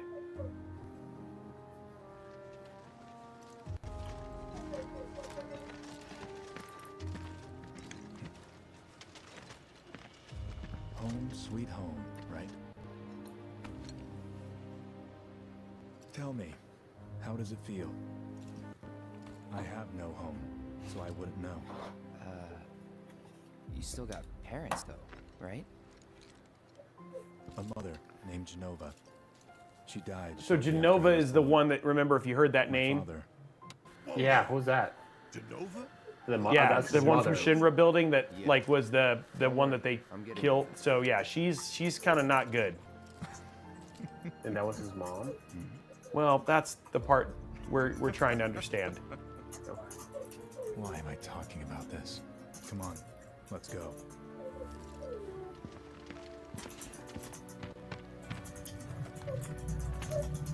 Hope I didn't keep you waiting.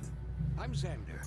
Hi, Xander. Everybody say hi, Xander. I wanted to greet you Hi, myself Xander. To welcome you to our humble little town. Please, if you'll follow me. This is running really beautiful. So the system I'm running on, this is the Mod Workshop system we gave away with a Core Ultra 7 and a 40, has a 4070 Ti, and it's running this beautifully at 1440p. Nice. So if the winner of this should be very excited.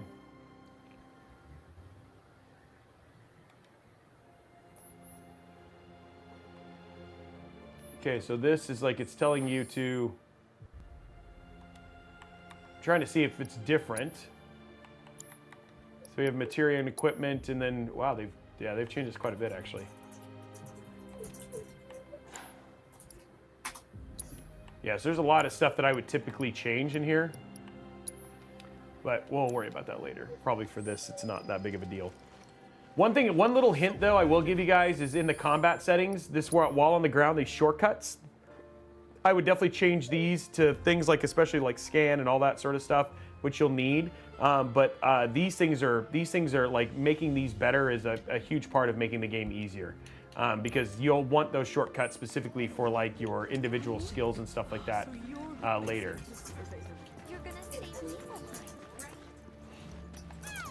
So Alex, are you at a place with like a little bit more combat? This is what I was talking about though, right here, Sarah.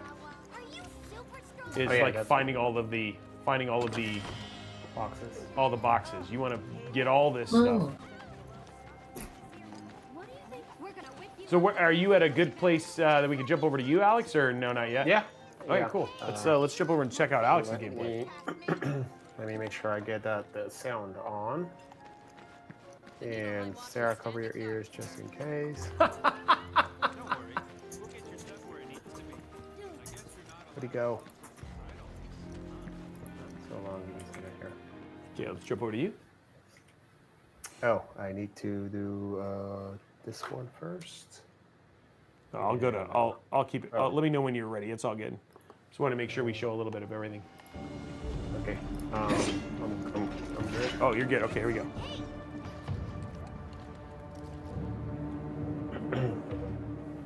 All right. So what has happened so far is when you saw Robey, Robey was in the village of Nibelheim, which is It's Cloud's hometown. Yeah. Exactly. It's Cloud's hometown. You go explore, and then you get into an option when you run into a house, which is where his mother lives, and you can choose to go in or not to go in. I'm a mama's boy, so I went in. Ooh, Power GPU just raided us, by the way. Hey, what's up, Power GPU people? Over at Raiding Intel. We're just playing some Final Fantasy VII Rebirth, right? And we just got finished doing a CES recap. Welcome, everybody. Hello, guys. Don't be surprised I cosplay when I play games. Yeah, so long story long. Anyways. Yeah, that's Alex, not Cloud. I'm Cloud, having a bad hair day. So you're at the village, and then the village you get to see all these people. You meet your mother, which is pretty much, developing this bond of how good your mother, how much your mother loves you, and how proud your mother is that you went to the army and did all these things and becomes a hero. And as a mother, he's like, oh, you need to find a nice girl, a good girl, a mature girl that takes care of you. And he was like, whatever, Mom, I'm gonna go take a nap. Then the next day, they're going to explore this reactor that is at the top of the mountain. And pretty much what I've done is I walk myself all the way up the mountain, run into the first boss, which was this spider wolf weird looking thing that we defeated. And now we're keeping on going to see if we can find the reactor. Right here, this is Tifa, a younger version of her. This is the guy who's going to die next. And you know this man. So let me see what she wants to do. I really wanted to see the reactor. So I guess the reactor's right here. Let's go check it out. And this is young Tifa. This is young Tifa, yeah. Yeah, she is. I mean, her like, is that a cowboy village? I mean, because everybody is like wearing hats. Kind of cool. It's supposed to show that they're like urban rural. They're rural, and apparently that means that means wearing cowboy hats. You'd think it'd be running at reduced output, like most last-gen models. And let me guess, villagers don't have a clue about this. Knowing Shinra? Of course not. The company really needs to be more transparent. Tell that to the president. What exactly is the problem in this place? The people in charge. While most reactors are under the jurisdiction of urban planning, this one is overseen by R&D. Huh. Why do I suddenly have that feeling about this? Me Whatever too. you see here, you are not. And the other thing too, Alex, is a lot of the things that you're seeing in this one. If you go back and play the one before this, this is actually like a lot of those flashbacks have happened in the Final Fantasy VII remake, right? So there's like there's things that you'd be like, oh, I remember when she said that when he was thinking about this when they went to Aerith's house for the first time. So yeah. Okay, I need to. Okay, that would have made more sense with Mom, I guess. Yeah. Like I said, I'm having a bad hair day here trying to see the game. All right, let's He's go. like, I can't see the game. His cosplay gets in the way. Well, this one definitely looks like it's gonna be a boss. I mean, it's a pretty wide room. No one. Big room, ominous music. Exactly. I'm just waiting for the tons of health. I will say, man, the soundtrack for Final Fantasy is like this, especially the remake, the stuff that they've done with this one. They've really kind of upped their sound game. Not that it was bad before, but the iconic, like even just playing the iconic sound at the very beginning is awesome. All right. Let's go through the ominous door. So back there, I'm gonna get probably ambushed later on.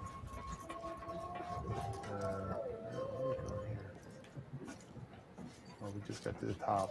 Oh, stairs. And let's go look up. Okay, I guess it's stairs it is. Yeah, they're pretty good about linearly, especially for these areas, like directing you where to go, which is cool. Yeah, there's some other games that I'm like, I need to call a friend for help. Or several friends. All right, locked. What do we have here? Any secrets? Nope, no secrets.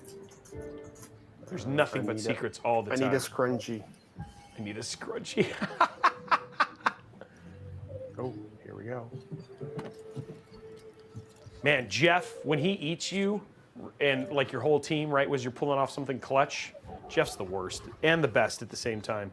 Perhaps you'd like to say a few words to your sword first? Hmm?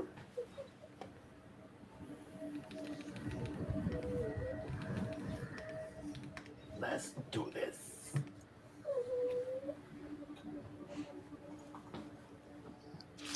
So this is all the, yeah. Wow. Wait a minute. These are not natural occurrences. Whoa! That seems fine, right? Wow, Oh, yeah, Joe, natural. You are really something. That, they look natural. Yeah, 100%. Not like bio experiments. What or are anything those like that. things?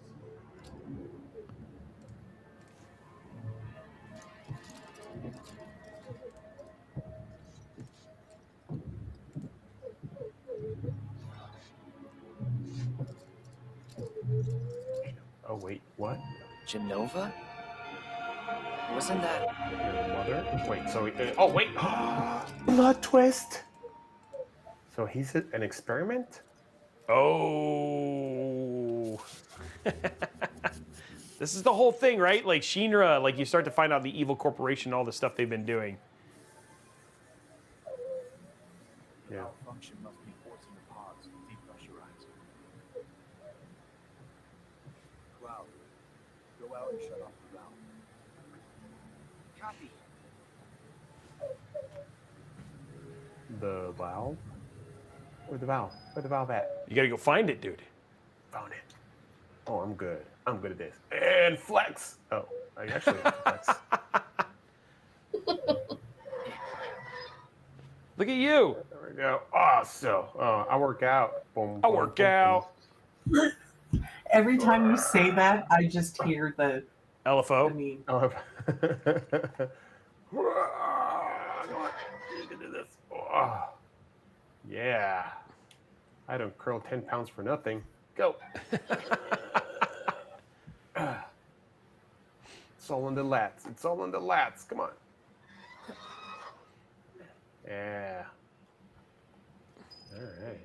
Did you say? Oh, I just realized what you said. I thought you said it's all in the lats. I thought you were saying it's all to the left. I was like, he's turning to the right. Like, I didn't want to call him out, but now I realize that's not what you were saying. And here's when he turns on me. All right. Here we go. Wait, I thought you want me to stop. Wait. What are you doing? Exactly. These pods were built for the production of artificial materia. But Hojo repurposed them as incubators, cages for animals, infused with Mako, all to birth a new breed of monster. Oh no. What is wrong with Hojo? Who stole his cookie?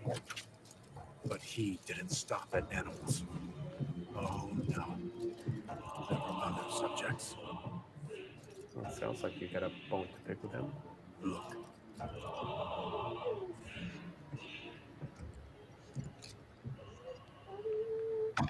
Whoa. You know, when somebody tells you to go look in a tank, you should absolutely do. That's going to be fine. Oh. Oh, wow. No, why'd you open the tank? Now I gotta fight this guy. Alex, why didn't you cosplay as him? I didn't know he existed. My mother's name was Junala. Come on, dude. I was faster than you on this. Could it be? Yes, it is. Yeah, you are. Was created the same way. Yes. See? You're starting to get it. These monsters. Sephiroth.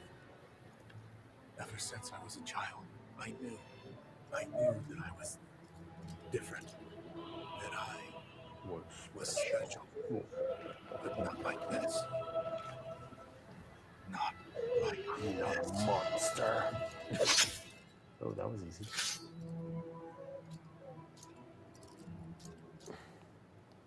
You just killed that dude. He He never had a chance. Brother. He was gonna open a hat shop, make hats. Eventually, we went back to the inn. Yeah. Panamas. But when we got there, Sephiroth locked himself in his room. The mayor had been looking forward to having dinner with bona fide soldiers, so he didn't take the news too well. Oh. Dad had to put up with his belly aching for hours afterward. Huh? Must have sucked. But what about Sephiroth? What happened to him? Yeah. Yeah, what happened to him? Only was the cliffhanger. Didn't tell a soul where he was going. Oh no. He was hungry for vengeance. Dun dun dun. So he went to a cold place because it's better served cold.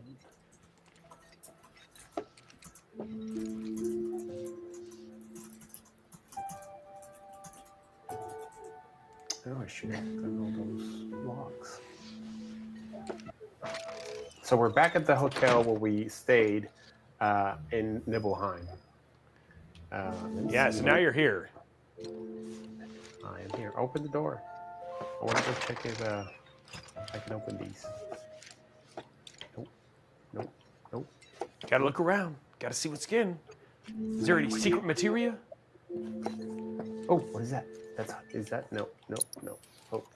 Ooh, I got spells. That's a pretty nice. It's a pretty nice hotel room you got there. Like it's got kind of a classic feel. I met Stay there. Sephiroth as he was heading for Shinra Manor, and he acted like I wasn't even there. Busy, I suppose. Shinra Manor. All right, let's go look at him. He's holed up inside the mansion. Something's been off ever since he came back from the reactor. Too much exposure to Mako. And we ought to bring him some medicine. Janiscu, that was a good Mako pullback there. Wrong game though, but yeah. Wait, You know, you guys are all gonna get slice and dice. Please stay If you're behind. looking for Sephiroth, I saw him headed toward the mansion. So this is the road that we took to go to the top of for the generator. Yeah, they're all going up there now. Built a town. And older than the reactor. The company used to conduct research there. Oh, look at that. They're town buddies. The rent on that plot was basically what kept the village afloat. Well, here we are. So this is where Shinra I mean, There we go. This is the Shinra Manor. I'm jumping exactly. I'm jumping to conclusions here, even though I'm sitting down. But yeah, that's what it is. All right. Whoa. Yeah, this place is cool. Somebody has some anger management issues. All right. Nice slice and dice. Yes. Redecorate this whole thing. That's an old chair. Anything over here. Lots of books. I guess it's some alcohol. I like how they're like you know, if I was those people, I'd be pretty mad. I'm like, what are you doing, sir? Where you keep? But look at that, man. Look at that chair. So strong. I wonder what type of wood is that. All right. I guess we're gonna go upstairs. Go upstairs. It's an eagle. Oh, someone barricade themselves. Someone does not want to be disturbed, huh? What gave me the subtle hint? Alright, we're not going this way, I guess. That would have been too easy. There's something else here in the map. Yeah, probably going through the other room, maybe? Took a look around the place, but Sephiroth was nowhere to be seen. Somebody had a... Oh, dumplings. Dumplings? Ooh, yeah, I'm hungry. That sounds like, yeah, I'm hungry too. It's lunchtime. There's a piano. Oh, elevator. Sweet. Who needs stairs when you got an elevator? Dude, this place is fancy if it's got an elevator in it. I wonder what's the going rate for this for the night. Do you think you can find an Airbnb? Whoa, secret lair. It's news to me too. Wow, this makes Batman's Batcave look like. This is Batman's Batcave is still way more rad. Let's not be crazy, Alex, just because you're having fun. Okay. All right. I do like Batman. Whoa! There's a hose. Anybody needs a hose? Another generator. Oh, I was looking for a hose. Thanks. I was looking for that. Hey, Beth what? That's something. Oh, somebody's going cuckoo for Cocoa Pop. Sunshine Lollipop. What do you mean by that? What do you mean it says so much content? You mean it's overwhelming how big the game is?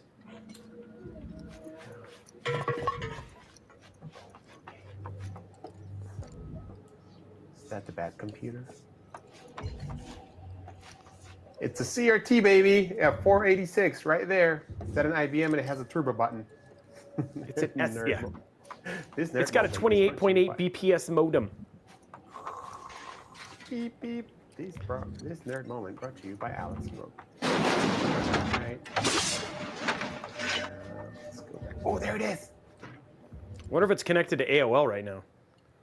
You got mail. Excavated from a 2,000-year-old rock. Oh, here we go. A life form in stasis.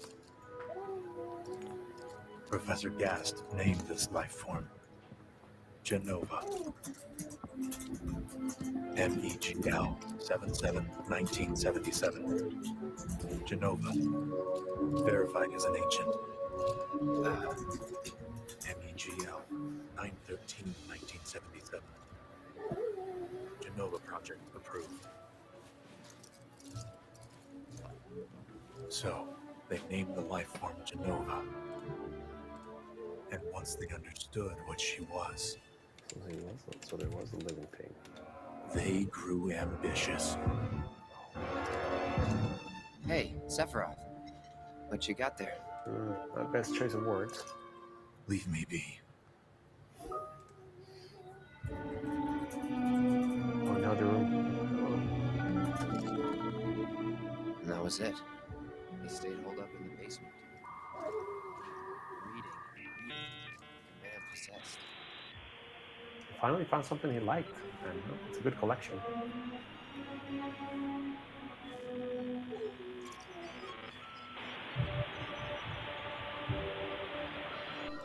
Okay, we just connected to the internet. We're ready to go. I played the 56.6 dial-up sound. I just wanted to see what the audience would do, and they're like, Locked reactor door. The name of Sephiroth's mother. You got mail. Ancients. Screw it. Racking my brain's not going to get me anywhere. It worked really well when he was at the library, too. Yeah.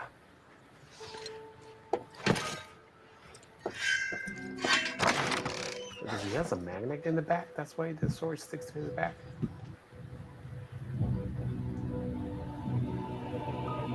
I mean, dude, did you guys ever have that happen? Like when your parents like picked up the phone when you were trying to download something? Yes. Totally. Nobody pick up the phone. I'm about to go to the internet. Get off the internet. Your mom needs a phone.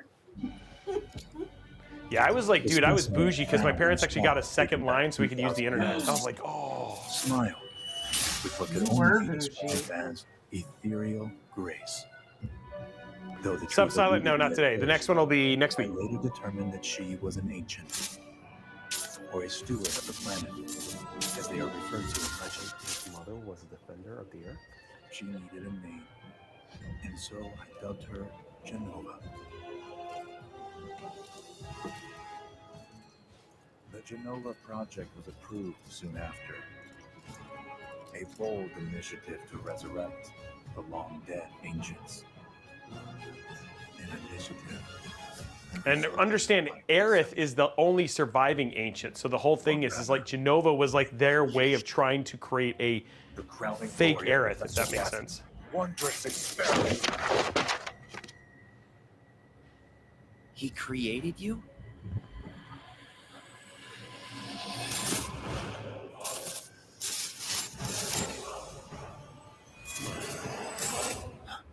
We knew this as soon as we read in the tower was Genova.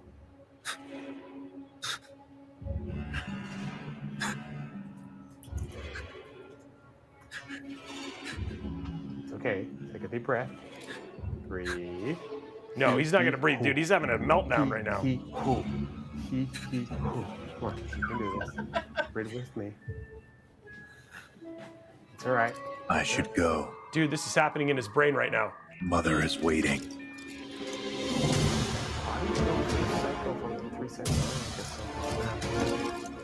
Hey! Hey, hold on! Ooh, he's strong. Well, he's the son of an Asian. Oh my gosh. It's just a scratch. Superficial wound.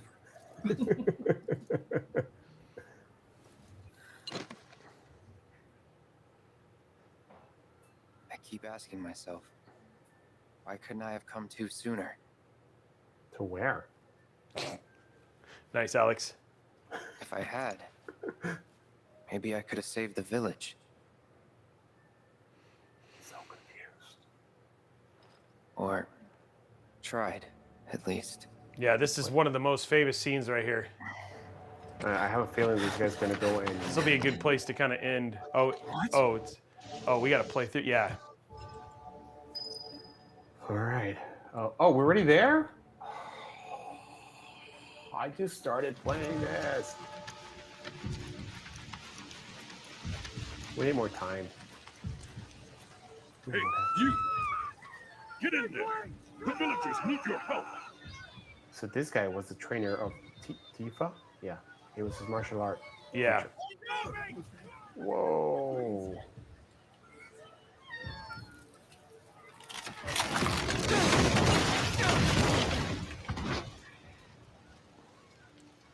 There goes the camp sign. Oh, is it that far, Frankie? Okay, so it's quite a ways. It's just like there's a very famous scene here, but it might be 10 minutes away. Oh, okay. Which is quite far. So, Right. So what are you guys gonna do? so probably it's up to I don't know. Sarah, do you want to go that long or? It's up to you guys. Let's do this. Actually, let's ask the chat. You guys want to hang out for like 10 more minutes? And more? see the end of the thing. It's like one of the most. It's the famous scene, but it's up to you guys. This guy's hobbling. Come on, Cloud. I'm You having a guys bar want to day. hang out for 10 more? Okay, people say yes. Okay, let's do it. All right, let's go. And he's still here. So keep your eyes peeled. God, get your head straight. I need you to secure the way out. Now. I'll make it there. I promise. Yeah, You wanna too test too it? bad the 7-foot sword didn't protect him from the tree. Why would he? Yeah, where's your mom's? I need a temper. It's not sure yet. Not yet. Not sure yet. Dude. Now he's like limping. Now after you've played, if you played the other one, this is definitely wussy Cloud, because he gets way cooler. I hope so. Oh, there's the door. I see a door with an exclamation point. Of course. That was too easy. Hold on. Yeah, that was. Coming. Oh no. How? Where? Jump. Well, not through there.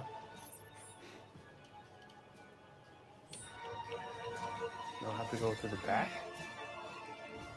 At this speed. All right, I hope you guys brought lunch and dinner because we are moving at the speed of light.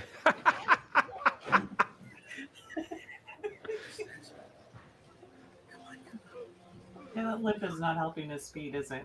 No. No. Dude, he's there to help people by limping to them. Oh, through there. Oh, there. Almost there. Come on. Come on, dude. Come on.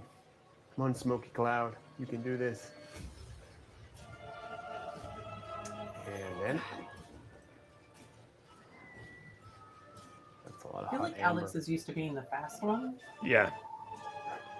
Have you met Alex? Of course he is. like when he's actually turning a wheel, he says he actually knows what muscles are involved. Unlike me, which is just like turn the wheel, dummy. He's like, get those lats involved. I'm like, lats? You're just like righty tighty, lefty loosey. Exactly. I mean, that's what I do. There's no. Oh no! What's up with this guy and things falling on his head, man? Wow.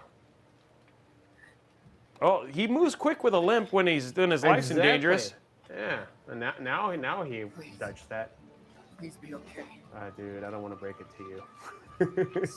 You have like a health spell? They're just gonna make you live. Yeah, I know. That's what I'm saying. Like, why don't you drop his materia? Get us a heal in. Come on, Run man. Cure. Curaga. No, nothing. Or haste. Yeah. Call haste. Where's haste? Dude, let me break it to you. Your mom's not. Ooh. Dude, he just like grabbed that fire. You were supposed to touch it to see if it's hot. If it's hot, you're not gonna open it. Yeah, dude. What Why happens. didn't you do fire safety and? You have to leave. You have to live.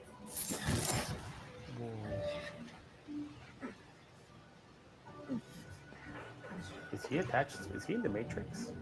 Because all his like flashbacks Hey! feel like he's watching a movie. Hang in there! You're gonna be okay! Don't worry. I got you. I like how they like. Oh. Oh. Too late. What did he do to you, man? He's so angry. Yeah. There's Sephiroth. Dark. Honestly, dude, if I was wearing all that leather like that, though, I'd be pretty warm. I'll be. What do you want me to do? You monster! Oh. Alright. This is gonna be a whole body workout. What muscles are we using right now, Alex? Well, here we're gonna be using our lats, cores, triceps, biceps. It's like swimming, but on On the ground. Yeah. Yeah. Those guns are gonna do a lot. Why are they shoot him already, guys? Because he's doing his monologue. That's why. Alex gonna make it? That's a good question. That's the mayor too, right? Yeah, that's Sander. Mayor Sander. Why is he not shooting at him? He's just watching him cut people down. Because it slices and dices. The Ginzu 2000. Oh, look at that. Standing up. He's getting up. Oh. Yeah. What you gonna do now? This is where you. Why are you not shooting?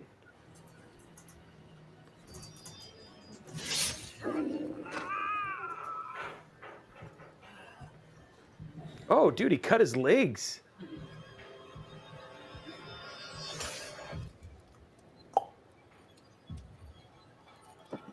Oh, there goes his head.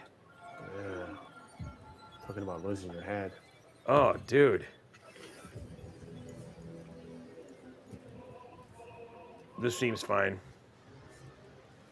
This is fine.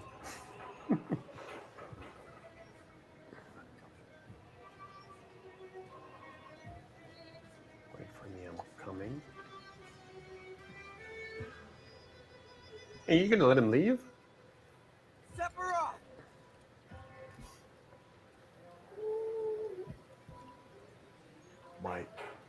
My rift is not with you, kid. Don't come after me, or you'll hear my wrath. There, this is the, from Final Fantasy, like that just hit burning and it's like his song, Sephiroth. Oh, this one? Wow, it's a great shot. Yeah. Dude, the choir. It does look really cool. Yeah, yeah. That's pretty awesome. He just walks into the fire. Hold on. Meanwhile, the rest of us are like walking into like, get like a Twinkie. He followed him all the way to the reactor. There is Electric Yoshi showing it. Sephiroth.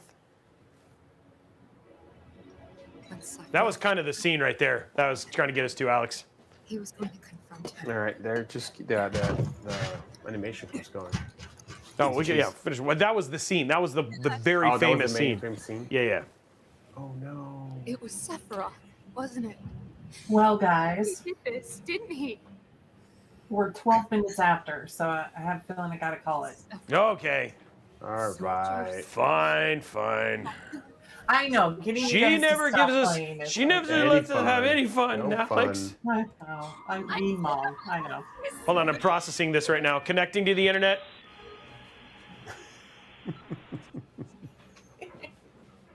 Anyway, guys, that was yeah. So the gameplay. So here's the thing. Understand, Final Fantasy VII. We didn't get to show you a lot of the gameplay. If you have played it, the combat is actually really cool. We showed you some pretty heavy story elements, which is not representative. I'm going to be playing it on stream if you guys want to see some more of it to actually see it there. But the game is all about telling a story. But the combat, if you look at the reviews, it's probably one of the best things about it, and the combat feels really good. So sorry that you guys saw some stuff, but we wanted to kind of get you some exposition because it's a very rich universe. And for those folks who love RPGs, they totally understand, right? This is the stuff that we were just kind of talking around with Sarah, right? That like this is what these games are famous for, which is always pretty cool. Sarah, what do we got coming up next week? So we got a different kind of schedule this year, guys. So Oh, do sorry. take a look Next. at- Yeah. Sorry. Yeah, so we're not on next week, but we are on the week after. So February 7th is going to be the next time we're going to be live. And gosh, we got some cool stuff. We're going to play a game that we've all been excited to play. We're going to do a custom PC build. Guys, there's going to be a lot of really cool things. You're going to want to check it out. So. And can we not say what game yet? Are we not allowed to say? Oh, yeah. No, Okay. we can Oh, say okay. We're going to play Sid Meier's Civilization 7. Yes, which is like, again, not a really action-packed game, but probably one of my favorite games. It was the first one that like Sarah was like, we're gonna throw down a challenge, and like I actually ended up throwing down the gauntlet for one of the scenarios, and it ended up being a 20-hour day, because I played till like 2 in the morning playing the game. Civ 7, brand new game from Civilization from Sid Meier, which is like probably one of my favorite 4X games. So we're gonna be playing that, and we're building a custom build that's themed around it as well. So that's going to be happening coming up in 2 weeks on February 7th. So you guys are definitely going to want to tune in for that and mark your calendars. We are We have a different kind of schedule, like she said, this year, so it's kind of every other week, the way that it works moving forward. But I hope you guys enjoyed this episode. Alex, any closing words? No, this has been amazing to be back with you guys. I hope you guys have a lot of fun and enjoy this.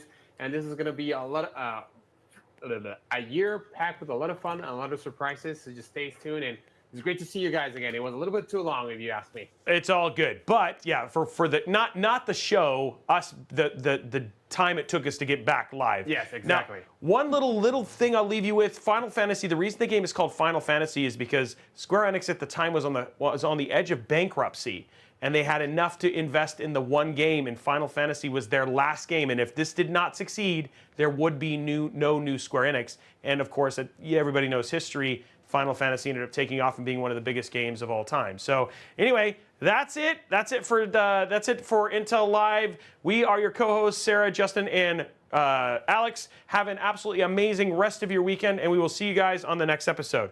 Bye, guys. Bye, guys. Bye, guys.